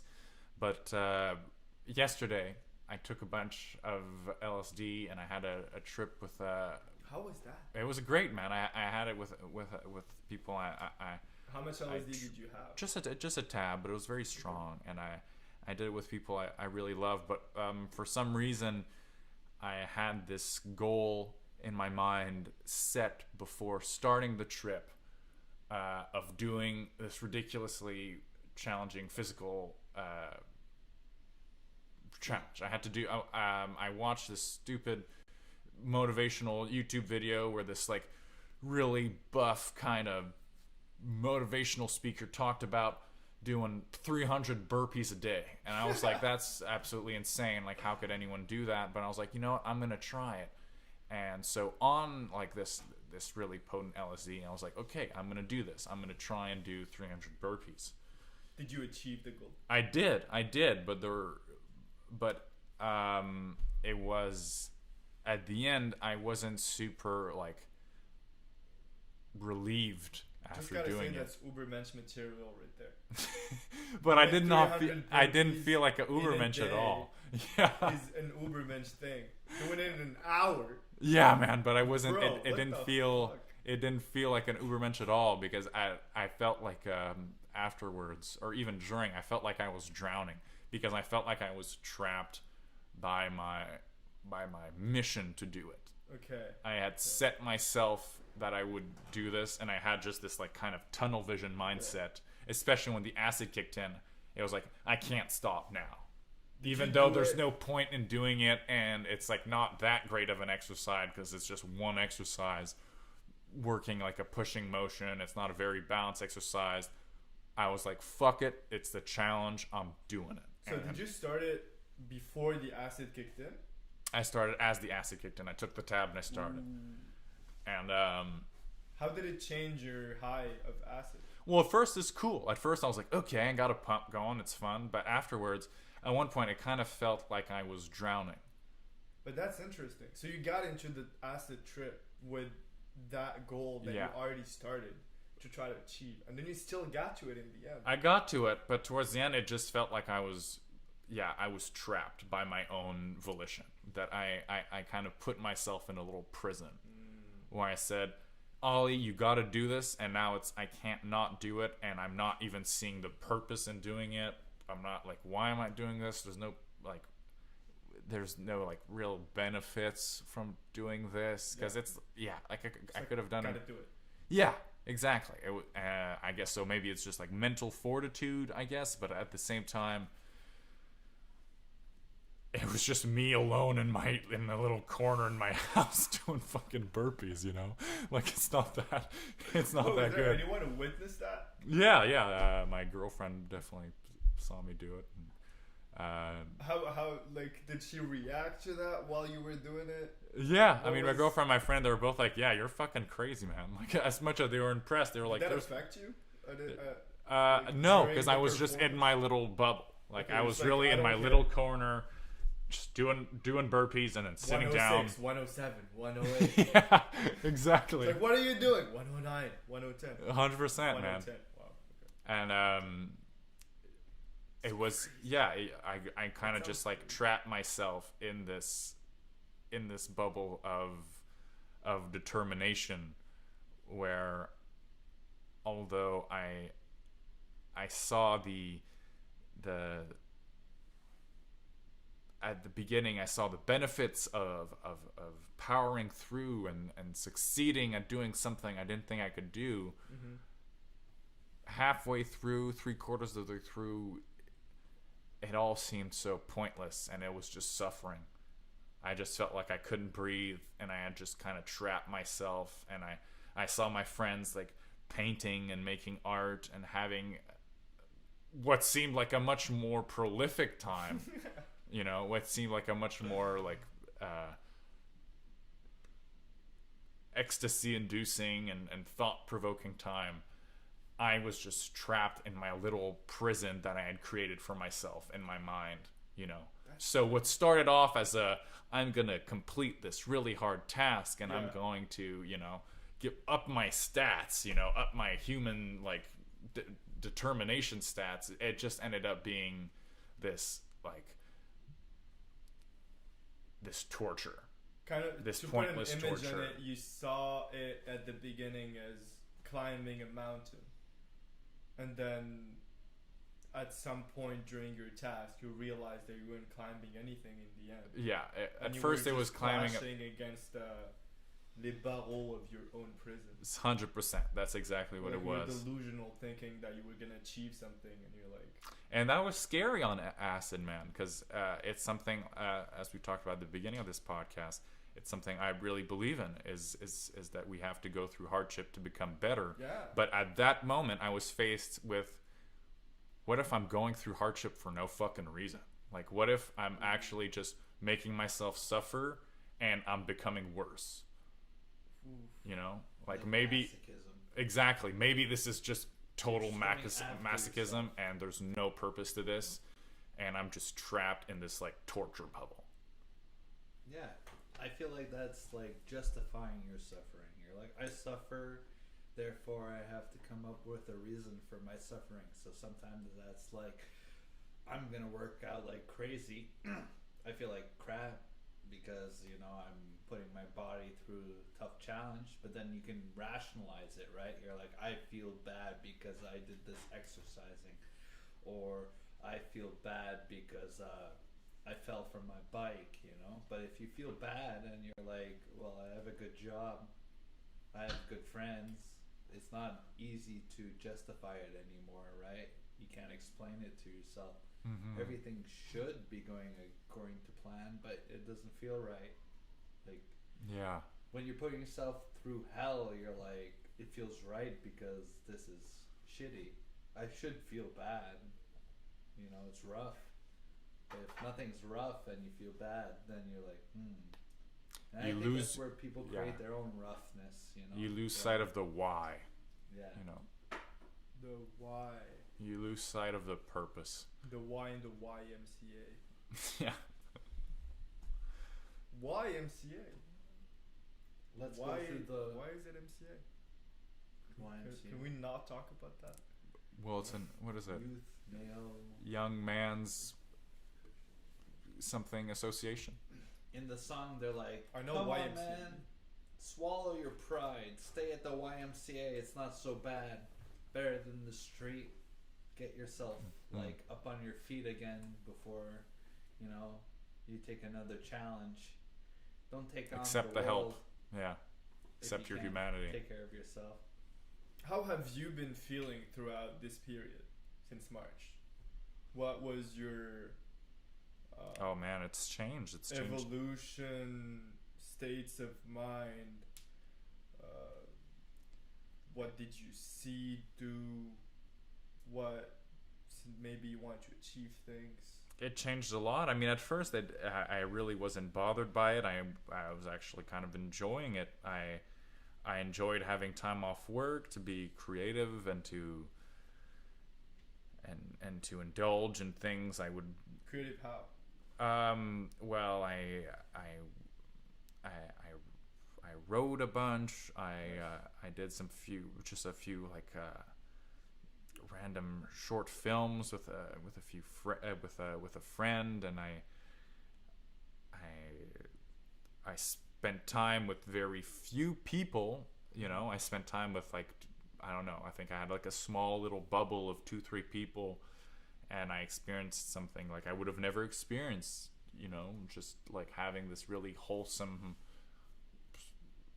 family dynamic happen.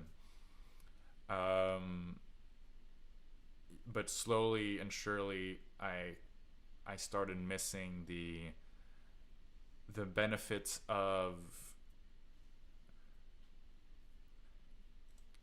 seeing the other side. You know, we were talking about how we're always stuck in our own echo chambers, and as I said at first, like I've really prided myself on being able to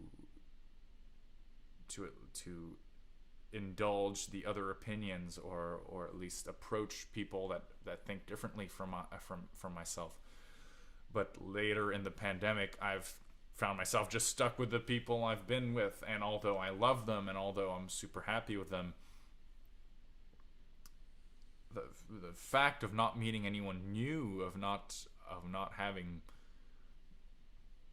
confrontation through new acquaintances or new people. Confrontation of the unknown. Yeah, it's made me feel stagnant in many ways. It's made me feel.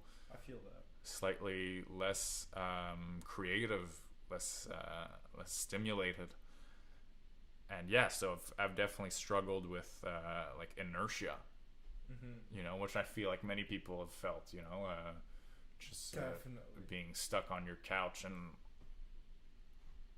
not doing, you know, your biggest accomplishment of the day is doing groceries. We have less inspiration in the end, less human connection. Exactly, and it's really made me realize how much human connection plays a part in your development. And not necessarily just with people you love, like people you don't love, people you don't know. Meaningless conversations with people you don't care about have an impact on you. It defines who you are, and it makes you explore different aspects of the world. So I've definitely missed that, and I can't wait, honestly, to be able to be in a circle of people I don't know, and to have meaningless conversations and to have arguments. Well, especially before you were talking about how you're the kind of person who tries to become a better person day by day and learn something new all the time and be a better person. So I feel like I'm that kind of person as well. So when you try to become better, you try to get out of your comfort zone more and more. And so you get to new ideas, new philosophies, new ways of thinking, new ideas, theories that you need to confront, especially to people who don't know you, just to see what the general consensus could be for that kind of theory of idea that you've just been entertaining for the past hours or days or weeks or whatever. So not having that way of exposing that to people you don't know at all, and just having some kind of objective view and personal too, with like that connection, that exchange of energy with somebody you don't know is definitely something that I miss a lot, beaucoup. How have you dealt with it? Like, what was your like emotional journey through this? And so much? It's still super. I think it gets more controlled on my part, but I'd say at the beginning of it, since the beginning of it, it's been a wild roller coaster, man. Lots of ups, lots of downs, and then ups and then downs. I picked up working out again regularly, and then I stopped working out, and then I picked up working out again. I felt really good about my body mentally, and then again losing it and not working out at all for weeks.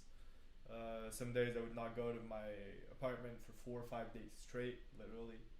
So no blood flowing, I'm not moving my body, so, and that just gets you in a bad circle,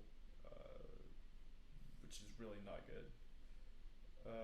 I've, talked to people that I don't talk to a lot about deeper stuff in general, about deeper stuff. So I've had more meaningful and deeper conversations with some people that I know quite well, but that I didn't know on those levels. I've made more meaningful connections. Some connections I've lost. So it's all been really hectic, really. And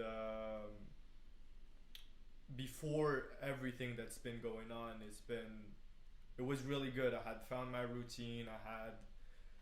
It was not really a routine, but like Monday to Friday, I could do things. It's like I have my job, and I deal with my job, and then I can do a little bit of things, but not too crazy, because I still need to show up for my job and be 100% every day. And then on the weekend, I would see people and go more crazy, kind of. But since the confinement and the quarantine and everything, it's been weird to try to find some kind of other way of living that would fulfill me enough to reach that. Like, I was really good.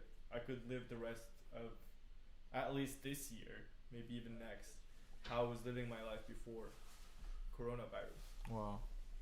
It was really good for me, personally. And then it hit, and I was like, fuck. Now I need to find another way of existing. How did it affect you, Max? How did your life change, or did it change in any way? I started biking a lot because public transit wasn't seen as safe as much. I think most Canadians How took did you up find that? biking. It was a good time. I like biking.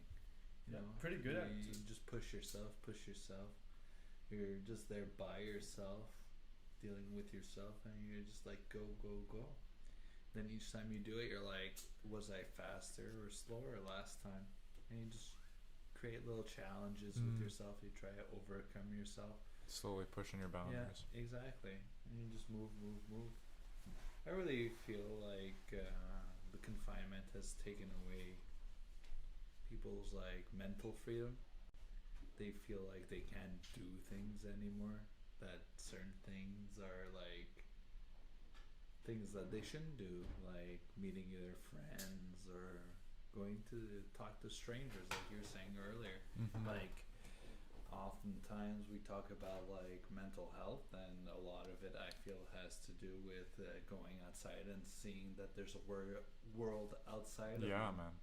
You know, like, people are doing things, they're orientated in a way that has nothing to do with you. They have their own goals, and if you feel good or bad, it doesn't affect them whatsoever, you know? Kind of gives you this constant outside of yourself, something to like be like, look, that guy is still pushing, I can push too. Or that girl is really, you know, having a good time, she's really experiencing herself, I wish I could do that too. You know, new things, new people. But I feel that hopefully people become more in tune with their own personal power. They don't let other people tell them what to do. Like me, I can do what I want, right? My mind doesn't limit me. But a lot of people are like, I can't do this, I can't do that. No, I'm told not to do it, so I'm not gonna do it. And I'm like, who's telling you to do that? Are they trustworthy? Do they deserve the authority to tell you what to do? I don't know. I don't feel like that. I feel like people telling us what to do don't know what they're talking about. They don't know anything. They made so many mistakes, and they don't even acknowledge it. You know, they're like, oh, it's your fault. Oh, it's these people's fault. We'll just create another fault group. Yeah, it just feels like no one knows what's going on, and people are coming up with different rules every day. Yeah, just so that and you it's follow. just kind of all arbitrary at the end of the day. Yeah, and then they tell you to get tested, and you're like, whoa. If I do 35 cycles on test or 40 cycles on test, it artificially creates positives, you know? Like, it doesn't mean anything. They can change the meaning on the fly, and then they just impose this meaning on you. And they're like, you have to do this now to prove that you're a good person. You weren't bad. You didn't go out there. You didn't spread disease, you know? You're a good person. You isolated yourself from everybody else, and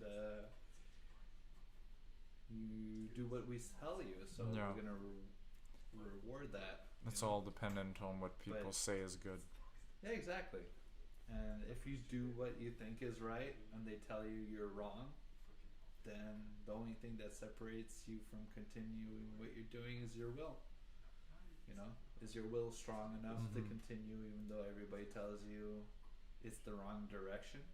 You know, I hear that is that, you know, you didn't succeed, or you were trying and you failed, and then you would never succeed. I forget exactly what the saying is. It's very interesting. It's something along the lines of, if you keep on trying, you'll eventually succeed. You know, you only fail the day you stop trying. Yeah. That's what I think it is. So just keep on trying, and keep on pushing. Follow your passions, your dreams. Anything you want to add to that? Man, that's no. I think that's really beautiful, man. I think that's a perfect way to conclude that topic. Yeah. You know, is that I think we've done. How long do you think we've been on? I have no idea. How long has this been? Yeah, 3 hours and 10 minutes, man. Seriously? Holy Jesus Whoa. Christ, bro! It's 9. When did we start this? 5:50. 5:50. Holy shit, dude! Yeah. So Wow. some concluding remarks before. How did you feel this was gonna go, and now that it's over, how do you feel it was? Well, it was my first podcast, and I gotta say, it was very interesting because not only do I feel closer to these two gentlemen, but I also feel more in tune with myself, because hearing yourself speak, you're kind of de-scrambling your thoughts in a way. You explained it the right way, man. That was my experience with recording myself, and I think everyone actually should live that experience of hearing themselves talk. Yeah. And being in tune with their own voice, first of all. Because I think everybody has been through that, where they hear their voice for the first time in a recording. Yeah, Like, holy shit, that's what I sound like? Yeah. What? How do people even cope with me? Yeah. Definitely. Like, man. well, we really fucking love you. Like, there's nothing wrong with your voice, but it's just the way you perceive yourself talking when you're speaking without hearing yourself back. It's completely different from what other people hear you as. Yeah. And then you have this whole kind of dysmorphia, really. Like the form and shape of your voice that you thought it was and how it actually is. You're like, oh, damn. You kind of have to just ignore your own perception of yourself sometimes. Open mind. Man. Yeah. Just Just keep an say open that mind. you are overly critical. You have an opinion of yourself that no one else has. Absolutely. And then you realize that different people have different opinions of you. Just like you yourself have different opinions of different people. Like one person that you know, some people like them, some people don't like them, some people are completely indifferent towards them. So yeah, we do Descartes, we do construct our image and our being is constructed in the eyes of the beholders. But we are also our own self. And the beholders will have different opinions. Just like art. If you are somebody who is making art in any way, shape, or form, people will have different opinions about you. Yeah. Some people will really like it, some people will not like it, some people will hate it. I hate it. I hate it. What do you think about it? I hate it. I hate it. Yeah, that's such you an did Don't extreme think wrong. word. about it. Hate is such a strong word. It is. I love it. It's ridiculous. It is, man. I love to hate. I hate to love. Ooh. Would you say you're a great hater?